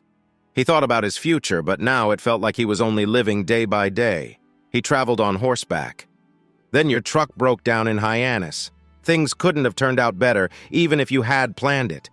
The whole trip from Missouri going west, then north into Nebraska, then turning back to the Sandhills was unexpected. I believe God wanted you to heal. He wanted you to meet that rancher. He wanted you to work and make hay. You needed a change, and he gave it to you. I think you look different from a few months ago. You said even your wife walked past you and didn't recognize you. Someone else passing through might guess it was you based on your name, but since no one came out to see him right away, they might be scared of the new you or not sure it's really you." She took a breath before speaking again. "You probably look older without your sunglasses. You have to squint at the light. A few gray hairs are in your beard now. Your hair is longer too. I bet when you worked at the office it was usually short and neat. Now your hair even has curls. I'm guessing it wasn't long enough to curl back then.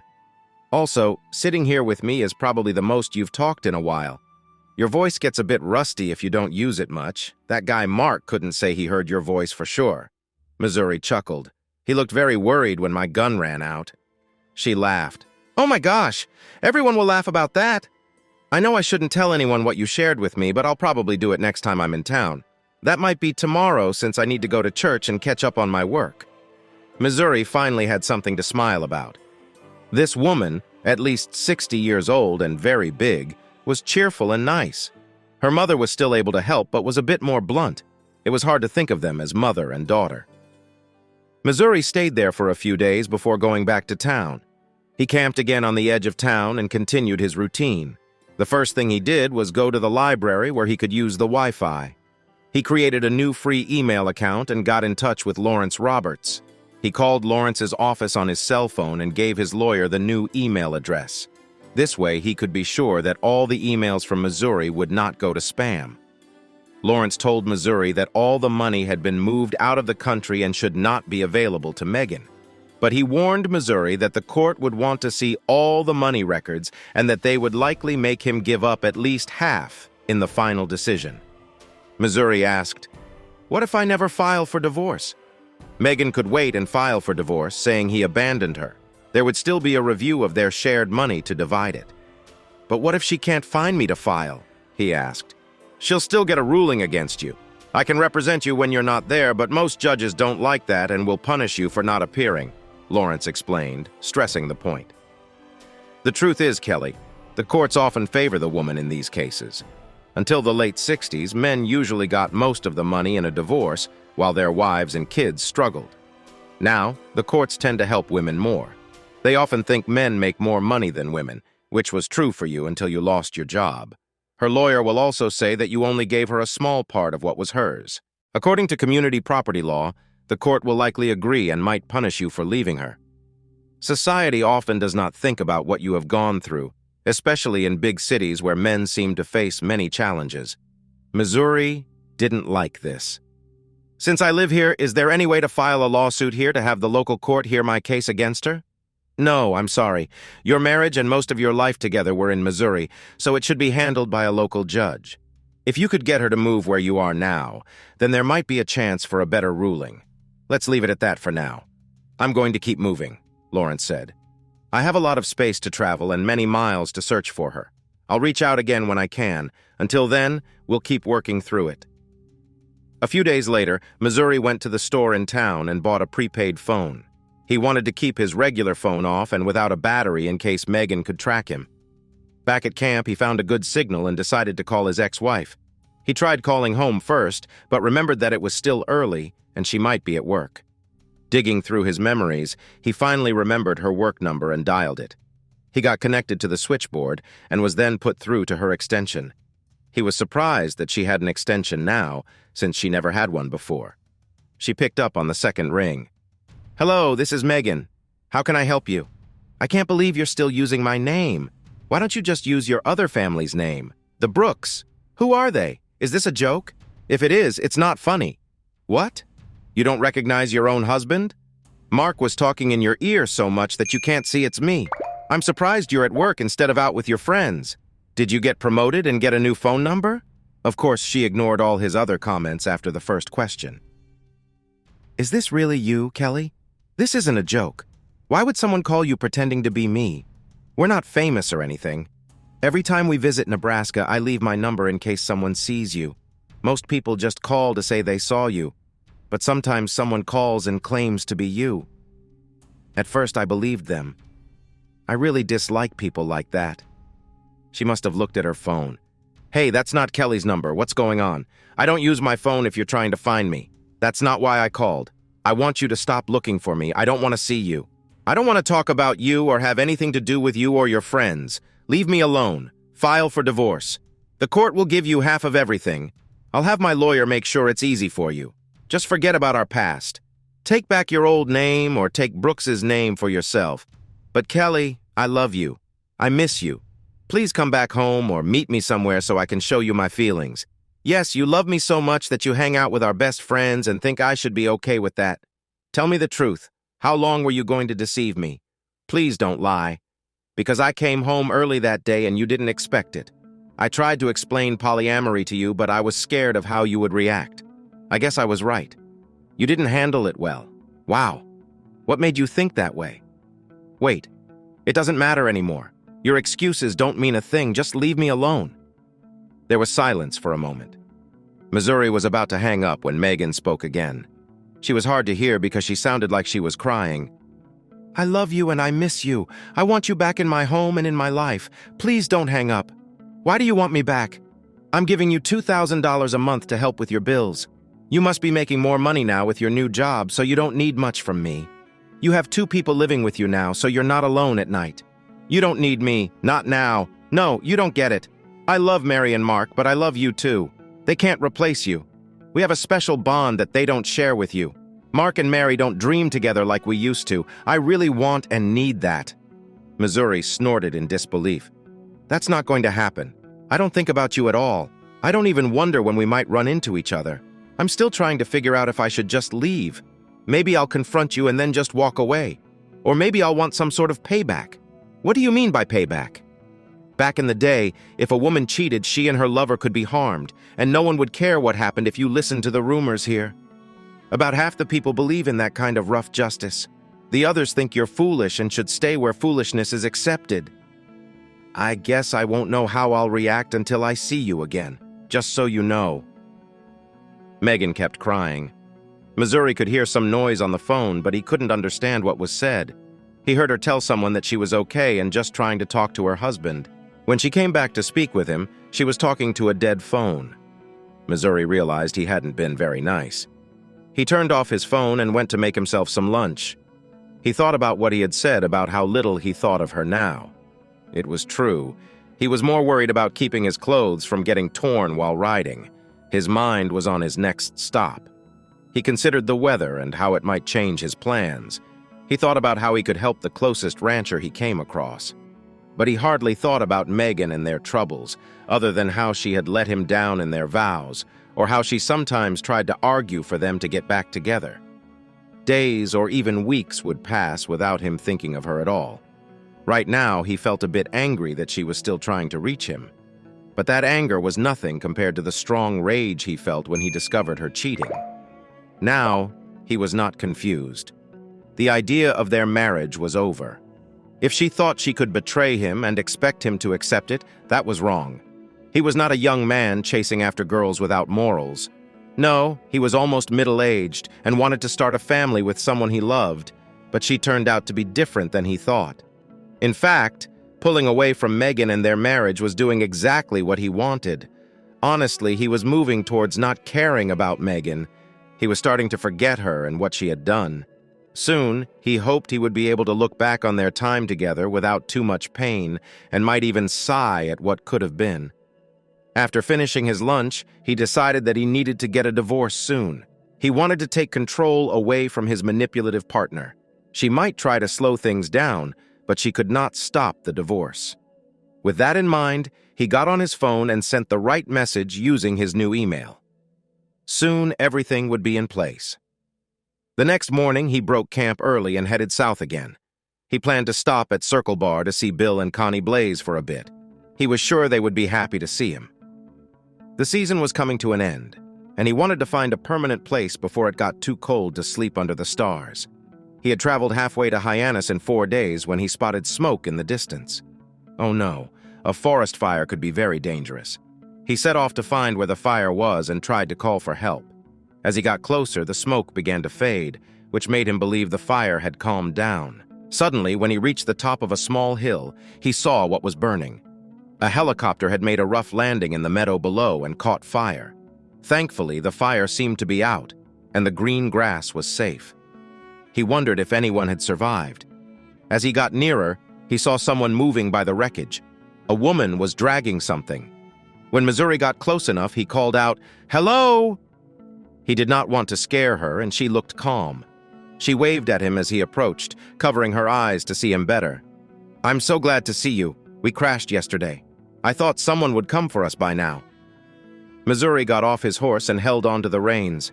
His quarter horses were calm and wouldn't run away unless something scared them badly. "Are you the only one here?" he asked. "No, my partner Jane is hurt. She's over there under the canopy. I think she broke some bones in her back when we fell. The pilot didn't make it." Missouri guessed the helicopter was a medical one. "Where were you going?" "We were flying from North Platte to Valentine when we started having electrical problems. The pilot tried to land, but the engine failed and we were too low to land safely. After the crash, I got out of the helicopter to find Jane, but I couldn't get to the pilot before the fire started. He was unconscious, so I think he didn't feel the flames." Missouri nodded. "Why were you so far off your path if you were headed to Valentine?" He pointed to the northeast. "It's over there. You're not in a straight line from North Platte to Valentine." "Oh no, that can't be right. No wonder no one has found us yet. They will be looking to the east." The woman sighed. "The pilot said he didn't trust the GPS after the power surge, but it must have led us here. The radio stopped working during the power surge, and we didn't have time to use the satellite phone before we went down. Why not use it now? You should be able to get the satellite. It was in the plane when the fire started. I grabbed my survival gear and moved it to safety. Then I went to get Jane. It was too hot in the cabin. By the time I freed her, Missouri was there, and they were close to a small shelter." He heard another woman groaning in pain. The first woman said, "I couldn't get to the medicine, so she is really hurting from her injuries. I can't move her anymore, or she might get seriously hurt. She's a nurse and I'm a paramedic on the plane. I've made her as comfortable as I can." Missouri looked around and took out a small GPS device. After looking at it for a minute, he made a plan. "There's no cell service here either. I see there's a ranch about 10 miles south of here. If there aren't too many fences, I can get there in a couple of hours and use their phone to call for help. I've put your spot into the GPS, so help won't take long to find you. I will leave my pack horse here since it has food. There's also a small stove and a tent if you need them." The paramedic nodded. "I wish we could come with you, but we should stay close to the plane in case the emergency signal goes off before you return." Missouri quickly took off the packs from his horse and tied it up so it could eat some grass. Then he climbed back onto the saddle. Before he left, he thought for a moment. "Since you'll probably be gone before I can get back, just tell the others to leave my horse and packs here and I'll come back for them." She nodded. "Good luck to you and your partner. I'll call for help as soon as I reach the ranch." With that, he did something he rarely did. He usually didn't wear spurs because he didn't need to go fast, but now he kicked his horse into a gallop. It was too far for a race, but he and his horse would make it in time, only stopping to jump over a few fences. He picked up speed.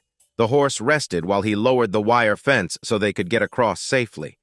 He didn't bother to put the fence back up. The wire would hold for now. Missouri, just as he thought, galloped into the ranch yard a few hours after leaving the crash site. Luckily, the rancher was home, so he didn't have to search for a phone.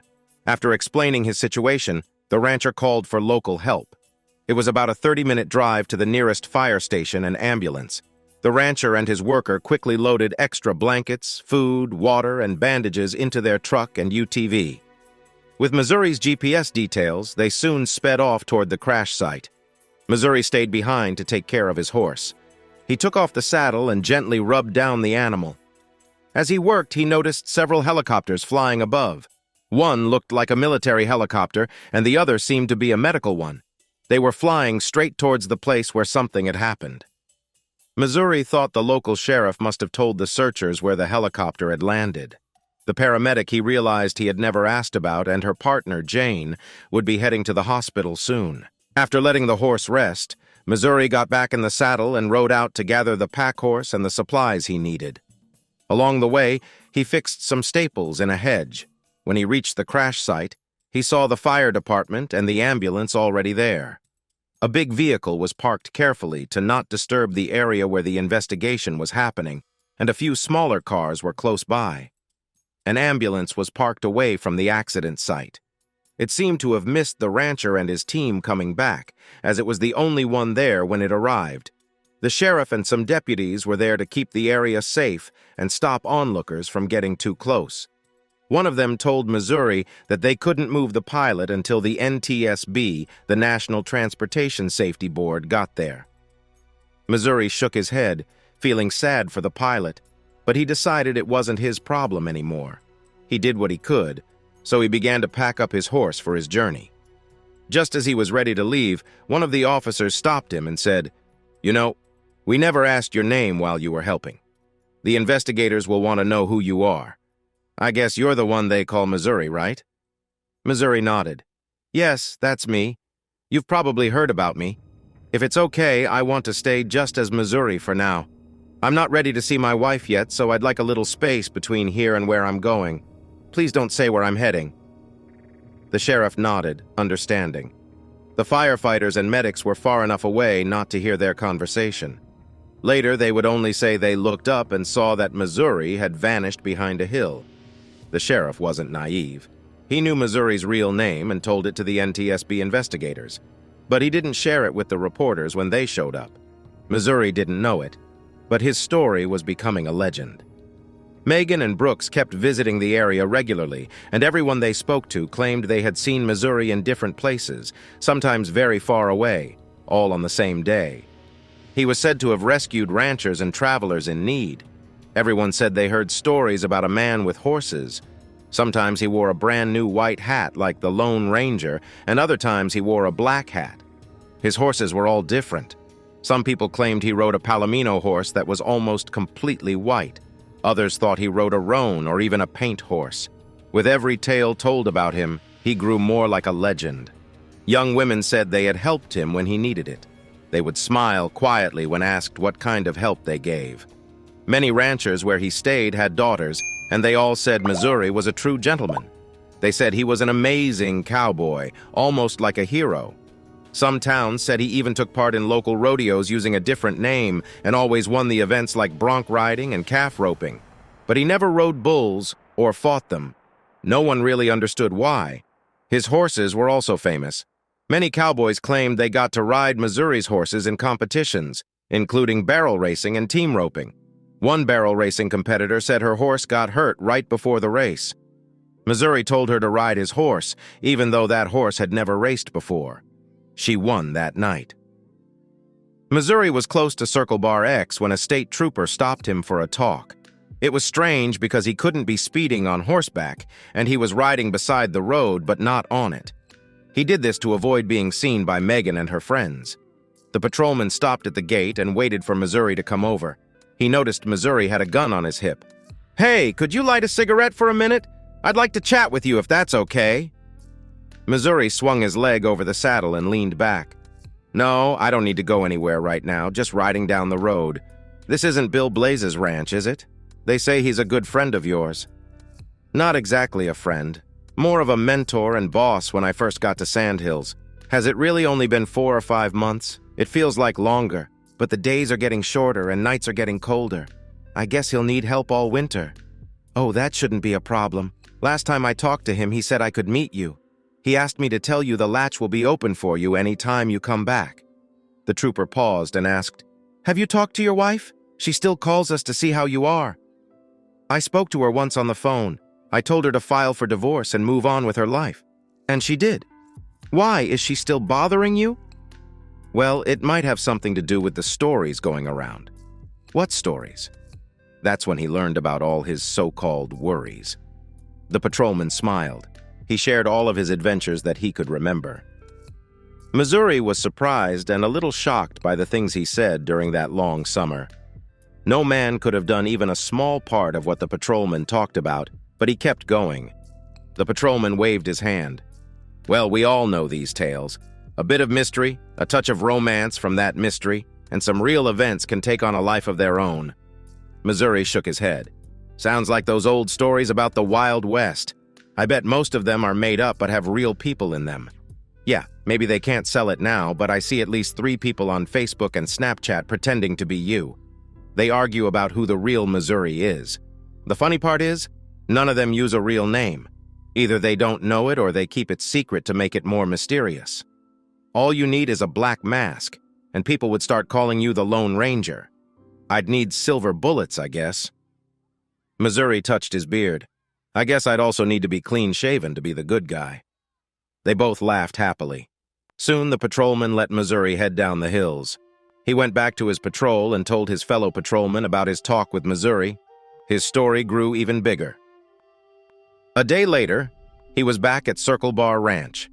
He had decided to see if Bill needed help for the winter. If he did, he would light a lamp and find a spot to rest at night, just like he did with the cows and steers he met on his travels.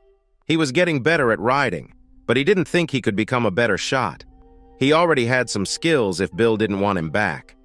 There were others, like Ronnie Bentley at Double B, who would also need a helper for the winter. When he came into the ranch yard, it was quiet. He wasn't speeding like in the old westerns, so he thought someone had seen him coming and he wouldn't surprise anyone. And he was right. The Blazers and Butch were out of the house when he arrived. "Hey, stranger, I bet you'd like some coffee and a comfy chair after your ride." Missouri chuckled. "Yes, sir, that sounds great. Can I let my horses out in your corral?" Bill grinned widely. "Well, I'm not so sure about that. Are you still the same Missouri who rode off in early summer?" Connie gently patted her husband's head. "Missouri doesn't fall for your jokes. 10,000 funny people are out of work, and look what I got. Come inside after you take care of your horses." Bill and Butch kept laughing as they helped Missouri take the saddles and straps off the horses. They gave the horses a quick wash and some grain to eat. Once the horses were settled in the corral, the 3 of them moved all of Missouri's things into the bunkhouse. Missouri was happy to see he still had the same room. The old horse was gone, but a new young helper was there.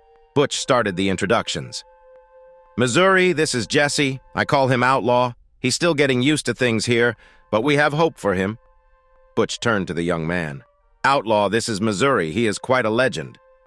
Young Jesse was a bit shy and didn't know what to say, so he shook Missouri's hand softly. Missouri just smiled at him. Butch later told Missouri that Jesse said he was 18, but Bill thought he looked more like a 16-year-old runaway. They planned to talk to the sheriff about it. Bill and Butch decided to keep pretending that Jesse was older until they heard back from the sheriff. Connie, the cook, invited Jesse to join them for dinner at the ranch house every night. That evening, Connie also invited Missouri and Butch over for dinner to celebrate Missouri's return. During the meal, Missouri shared funny stories from his trip, including a conversation he overheard between his wife and a friend at a cafe. Bill and Butch laughed hard at Missouri's tale about his old friend Mark. Meanwhile, young Jesse listened with wide eyes and an open mouth.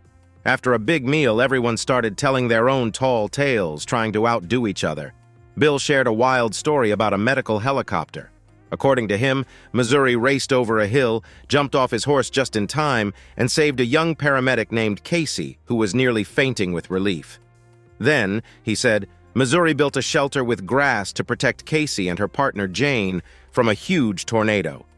Somehow, he galloped into the storm, made it to the highway, climbed a cell tower, and called for help. He used a bright flashlight to lead the helicopters to them, then guided everyone to safety, helping to rescue the pilot from the wreckage and praying for him. Missouri was surprised by the story. He then told them what really happened.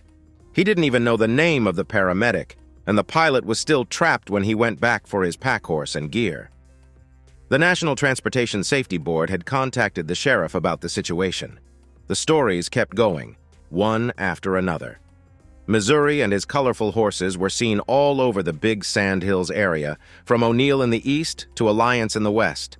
People on the internet said they had spotted him even farther north in Murdo, South Dakota, and as far south as McCook, Nebraska. Everyone happily talked about how unlikely it was for a man on horseback to travel so far. Yes, it could happen in a few months, but it seemed so unlikely that Missouri didn't need to hurry. Connie went over to check for injuries on Missouri's face and head. When asked, she shared that he was said to have fought many times to protect weak women and girls in each town he visited. Some stories even came from the people who tried to attack him, but Missouri had handled them all, even the biggest and toughest ones, easily. It was a fun night with old friends and one new friend. Outlaw, feeling relaxed like the rest, started to tease Missouri a little. Then Bill asked what Missouri had in mind. Missouri replied, "I was hoping you might have some work for me this winter. I'm tired of just doing nothing. If Megan comes around again, I'll talk to her and tell her it's over." He continued, "She can take the house and half of my money if she doesn't fight the divorce. If she does want to fight, I'll use my past to ruin her and her new boyfriends. It's her choice." Bill and Connie nodded in agreement. Bill spoke first, saying, "Of course. You have a job here at Circle Bar. We are almost ready. We just need to move the hay bales to the ranch house for winter feeding.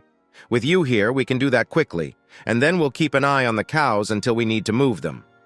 Then Connie added, "We've gained some popularity thanks to your adventures. People now know that Round Bar X is your starting point, and many think of it as your home. We get a few visitors each week asking if you're back." Missouri smiled. "I can't believe I have fans. What would I even say to them other than not to believe everything they hear?" Connie went on to tell him, "We've had some calls from that girl Casey and her friend Jane. They want to thank you in person for saving their lives."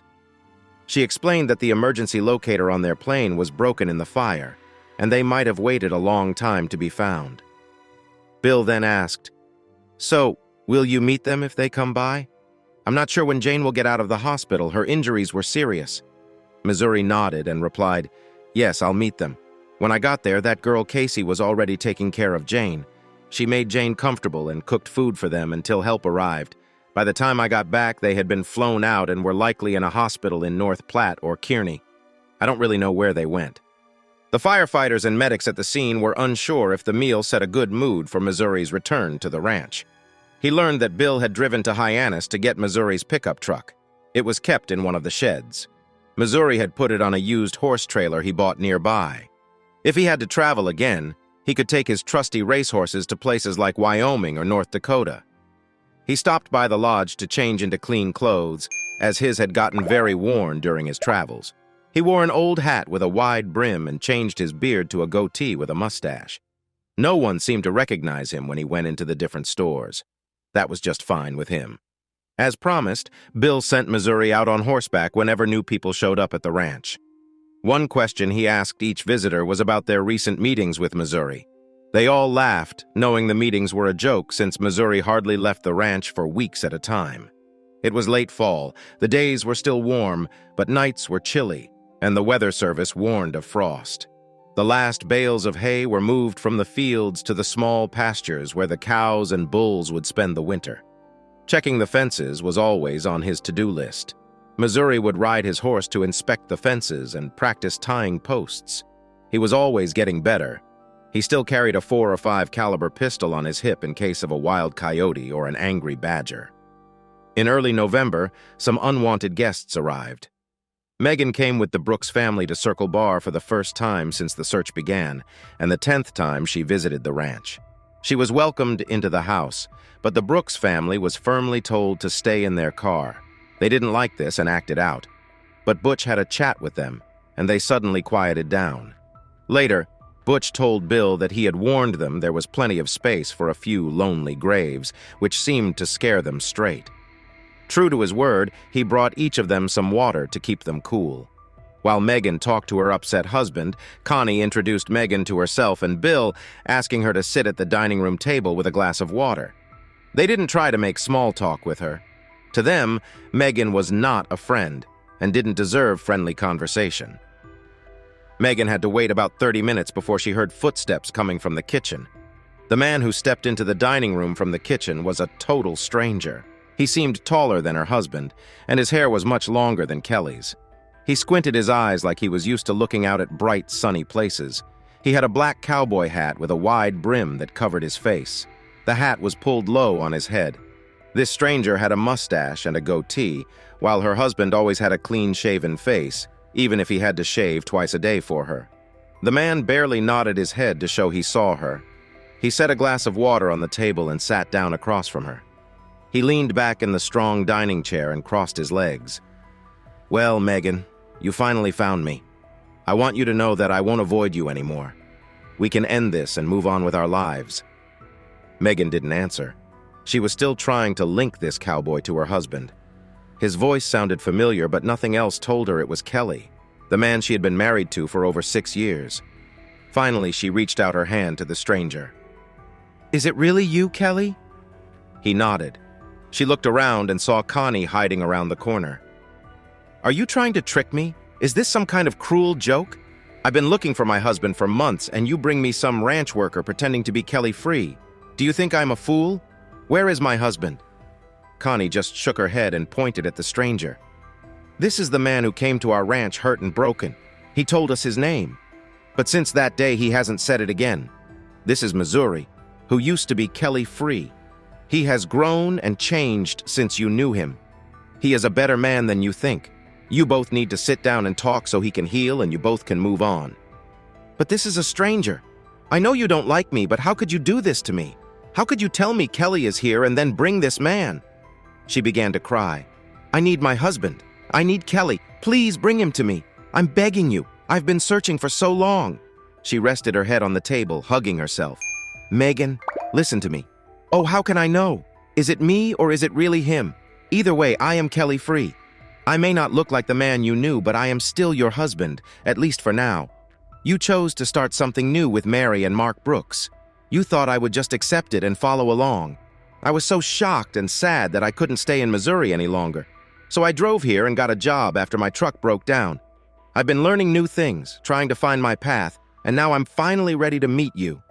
Megan shook her head. This man, this stranger with facial hair and a black hat, looked like her Kelly, but he seemed taller, older, and stronger, with a body shaped by hard work. Was it really her, Kelly? She looked around. Then Connie walked in. Blaze sat down next to her, took her hand, and tried to comfort her. Kelly talked about some times that had happened between them before everything fell apart. No one else knew about these moments. Missouri took off his hat and set it on the table. It was hard for her to accept, but this man was her husband. He looked like a cowboy from the old days. She checked to see if he had a gun on his hip. He didn't have a revolver, but he had a modern pistol. Kelly saw where her eyes were looking. He carefully took the gun from its holster and put it on the table next to his hat. "I'm sorry. You don't feel safe right now. I carry this gun to protect myself from coyotes and rattlesnakes when I ride. I'm so used to having it that I sometimes forget to take it off when I don't need it." "But why did you leave me? Don't you love me?" she asked. "I left because I knew I wasn't enough for you. You broke the promises we made in front of God, friends, and family. You took other lovers without talking to me. You hurt my heart and my wish to stay married to you. You showed me so much disrespect in our marriage. I had to leave to cope with all of this. I finally accepted how you treated me. But it was just Mary and Mark. They are friends. We were just exploring our friendship with them. Sharing our bodies brought us closer. Maybe it seemed that way to you. I felt betrayed and horrible when I came home without warning and found you all celebrating in our house, especially in our bedroom. I had to leave before I did something I would regret or something that would really hurt you and your friends." "What do you mean by humiliate yourself?" he asked. As I stood in the doorway watching, I didn't know whether to cry, run to the bathroom, or just come in and confront all of you for what you did to me and our marriage. When you got out of bed and came toward me, I was so disgusted that I had to leave right away." He stopped and looked at her. She still seemed unable to understand how much she had hurt him. He went on. "I drove around the city for hours until I ended up out west. I realized that while I was moving, I didn't have to decide what to do about you. When I got stuck in Hyannis, I had to accept what you did. Our marriage ended with all those lies and disrespect. There's no way to go back. I still wasn't ready to confront you, so I took a job at Circle Bar. Those people didn't have to welcome me, but they did. They didn't have to be kind to a stranger, but they were. I didn't know anything about working on a ranch, but they welcomed me. They cared for me and showed me how to work hard. They never made fun of me or disrespected me about my life." Connie listened calmly to Missouri's words. They had done much more than he realized. He didn't know how often Bill and Butch were nearby while he camped. They were always ready to help him if he needed it, and they were proud that he had never asked for help during his travels. He had turned into the hero that writers like Zane Grey and Louis L'Amour had written about. He became someone important. He was welcomed everywhere he went. He was one of them, someone who healed the land. He stood tall wherever he went, whether across the country or in the city. She thought of his old boss. What was his name? Jerry or Terry or something like that? She guessed his boss wouldn't dare to say anything bad about Missouri now. He had the look, the confidence, and the strength to face anyone and stand up for himself if he needed to. For some reason, Megan couldn't accept that Kelly was there after being apart for so long. She shook her head. This couldn't be real. All those months, she had told herself that Kelly was hurting, but he would come back to her when they met again. She believed he loved her and needed her. That was the story she had been telling herself for months.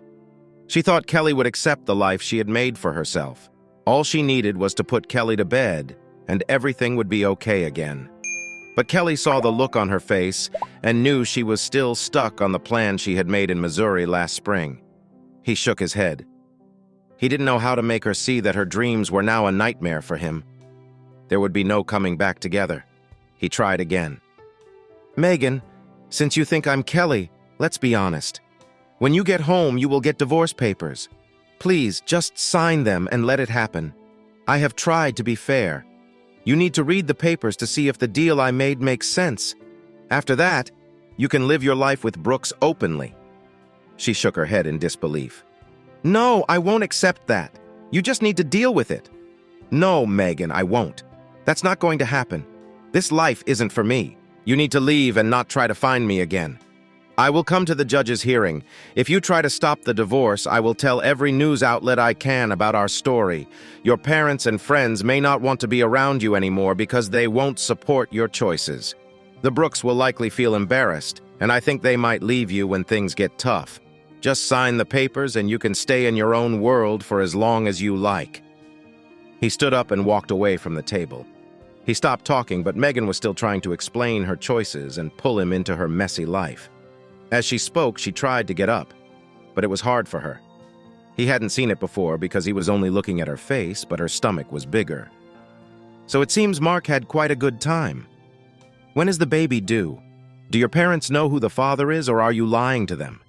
She pointed to her belly. It's your fault, Kelly. One of the joys of the day you came home early was thinking about the happiness ahead. When we told you that you would be a dad, I hoped that news would help you be involved. Since Mark and Mary have already agreed to be godparents, he started laughing. Do you really expect me to believe this new story you're trying to sell me? Do you think that news about your pregnancy, maybe with my child, would make me so happy that I'd jump right into your messy life? You are more out of touch than I ever thought. Missouri turned toward the kitchen door. When your baby is born, we'll do a DNA test. If it is mine, I'll gladly help with child support. But I won't ask to see the child or take care of him. To me, he's not my child, and I will never call him mine. He can call me Dad if he wants. Then he walked out the kitchen door. Megan tried to stop him, but just as she did, he was already leaving. Her husband, who felt like a stranger now, took the reins and jumped on his horse, riding away from the ranch quickly. Missouri didn't look back at her tear-stained face. Megan finally understood what she had done. Ever since she learned about polyamory, her life had gotten worse, not better. All her plans had failed. She didn't have a husband. Her job was also shaky since it took her a long time to find one. Megan slowly walked back to the dining room where Connie was still sitting. She looked at the rancher's wife. He truly is the father of my baby. Mark and Mary decided long ago that they didn't want children. We haven't been with anyone else since we became exclusive. Connie couldn't hold back. I think you've forgotten what exclusive means. Megan sank into her chair. I know, I thought being open would be good for us, that people could love each other deeply without jealousy and live in perfect harmony. Everything I read online said it was a new way, a better way. They claim that polyamorous marriages see less cheating and that most people are happy in these relationships. Connie shook her head. Haven't you heard that you can't believe everything you see on the internet? Even simple country folks like us know that most people stopped having more than one wife or husband a long time ago because it just doesn't work in the long run. I think it's very rare for those kinds of relationships to succeed. Living with one person is tough enough, and trying to keep many people happy feels nearly impossible. Megan started to cry softly. She managed to pull herself together and looked up at her friend. Tell Kelly I'm going home, but I will fight for the divorce. His child needs a mother, just like a father, and that's why I'm going to fight. She stood up and joined her friends, and soon they disappeared from view. Just then, Missouri came back to the ranch house. Connie told him what Megan had said. He only nodded. He hoped she would just get over it, but deep inside he felt she wouldn't go down without a fight. Life continued on. Kelly went back to his hometown in Missouri for the divorce hearing. Lawrence filed all the necessary papers. Megan did what she said she would. She admitted she had made mistakes, but told the judge she had realized things needed to change and had ended her relationship with Brooks. They still cared for each other as friends, but not in a romantic way anymore. She also asked for help through counseling. The judge considered everything and set another court date in 2 weeks. While they waited, Kelly stayed with his parents. They were surprised by how much he had changed. They felt happy about his changes, but were disappointed in Megan's actions. They loved her like a daughter, but after what she did to their son, they didn't want to see her. During that time, Megan went into labor and had a lovely baby girl whom she named Kelly. DNA tests showed that this baby was Kelly Free's daughter. Kelly's parents softened a little, wanting to connect with their granddaughter. Kelly visited the hospital before baby Kelly could go home. He didn't want to admit it, but seeing her moved him. If only Megan hadn't started seeing Brooks, they might have been so happy to have little Kelly in their lives. Now, he would only be a part-time dad.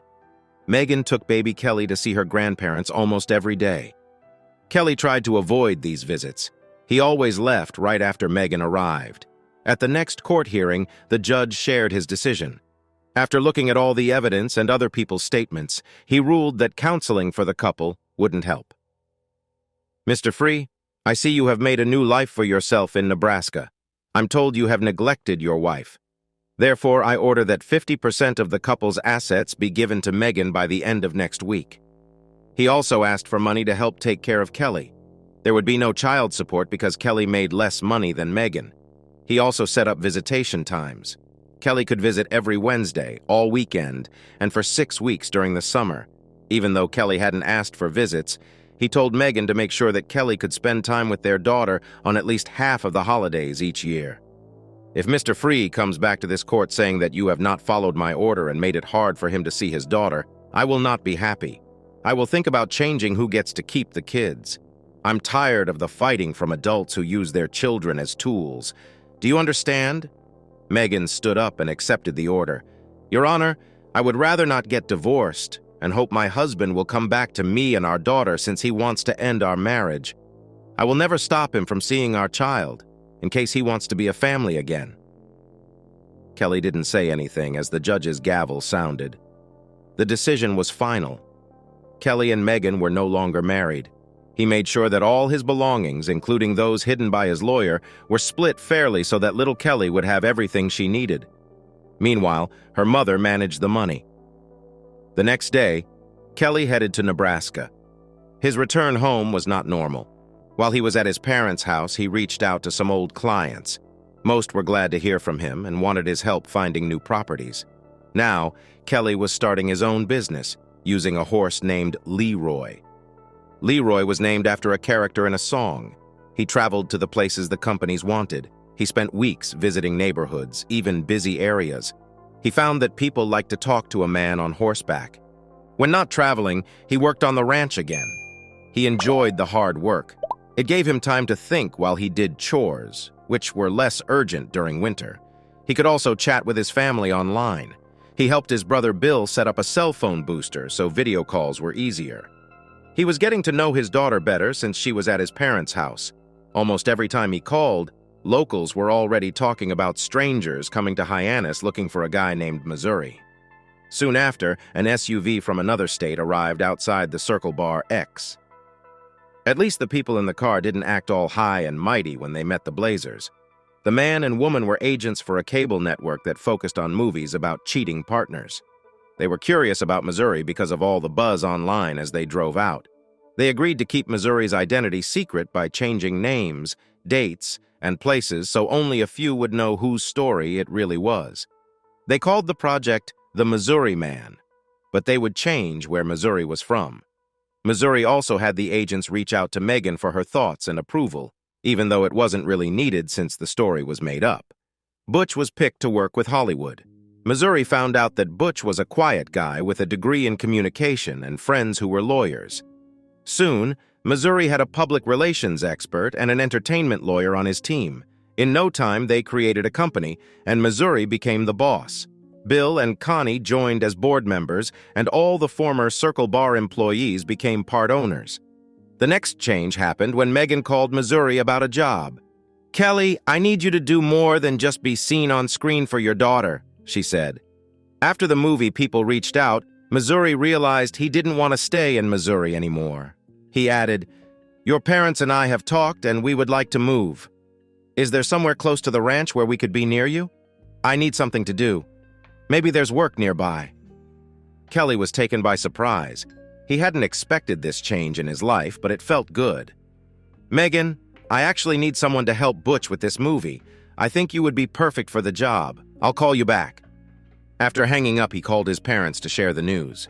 They tossed around ideas. Some were set aside, but others were developed until they had a solid plan. Next, Kelly went to the village council in Hyannis and shared his idea to build nice homes on the edges of town. Someone from a bigger city might wonder why the village needed more houses, because usually it could handle more people. But in their small village, new homes could really stretch resources, so they had to think carefully. Luckily, the village agreed it could handle the extra houses, and they were approved for building.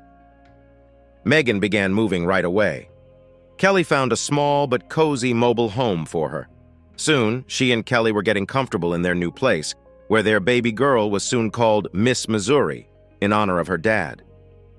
One of the movie writers also drove an RV and stayed at the campground, which inspired new parts of the movie based on these events.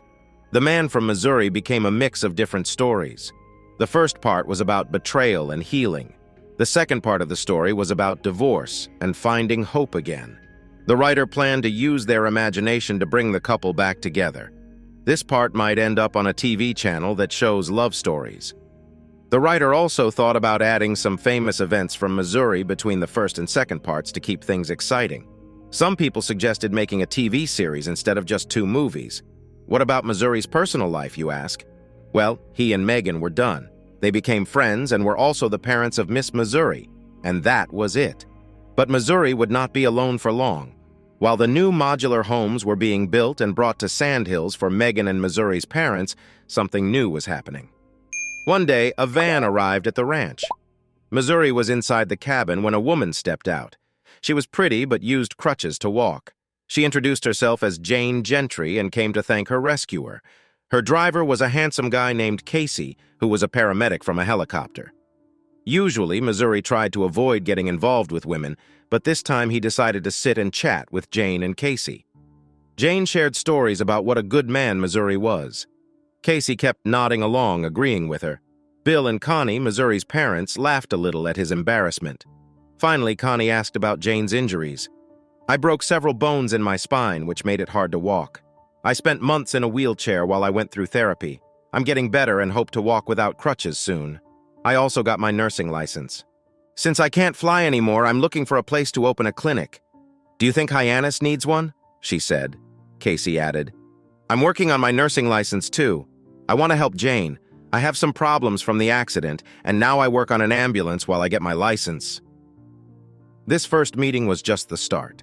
They had to see if more medical care was needed in the small town and find or build a place for the clinic in the coming months. Missouri was busy helping at the ranch, taking care of his parents, getting to know his daughter, and dealing with strange stories for the movie. He was also planning the clinic and visiting clients. He was wearing himself out. Jane noticed and pushed Missouri to take a break. She was improving and didn't need crutches anymore, but she still couldn't stand for long because she was still healing. Their talks turned from business to more personal matters. Jane was a good-looking 35-year-old who had been hurt by a bad relationship in college, and since then, she had kept her distance from men. Yes, Jane and Casey had once been very close, but that was in the past. Now, they were best friends, almost like sisters. Casey had issues with men, which is why she had kept her distance from them for a while. When there was an accident, Missouri showed up out of nowhere. She took charge, quickly looked over everything, and helped save people. Jane thought of Missouri as a hero and admired her deeply. They often talked about her. Jane was one of the first to see Missouri as more than just a hero. She began to see her as a friend and maybe even something more. Casey wisely warned Jane to never hurt Missouri. If she did, Casey would not let it go easily. Jane agreed with Casey and decided that it was time for Missouri to take a break. Summer had just started. The cold weather was gone and the hills were green and full of life. The busy time of branding cattle was finished, and there were still a few weeks before they needed to make hay. This time, Jane decided she wanted to help. She didn't have much experience riding horses, so she took a quick lesson. Missouri hadn't wanted Jane to come along, but after everyone, including Megan and his parents, told him he shouldn't go alone anymore, he agreed that having company could be nice. During that week, they did a lot of riding and relaxing without leaving Circle Bar. They turned off their phones and grew closer than just friends or caregiver and person being cared for. They became very close and even engaged when they got back. When Missouri and Jane left for a week, Megan realized she would be fading from Missouri's life, except for work and co-parenting. That's when she decided to move on and look at Butch as her next and hopefully last love. Over time, Missouri found out she had 2 half-brothers from her father, the famous Missouri Man, and 2 half-sisters from her mother and Butch. She became a caring and supportive big sister and friend to all. Bill and Connie, like grandparents, were close to the family. Thanks for listening to One Infidelity Hit. If you liked what you heard, don't forget to hit that subscribe button and drop us a like.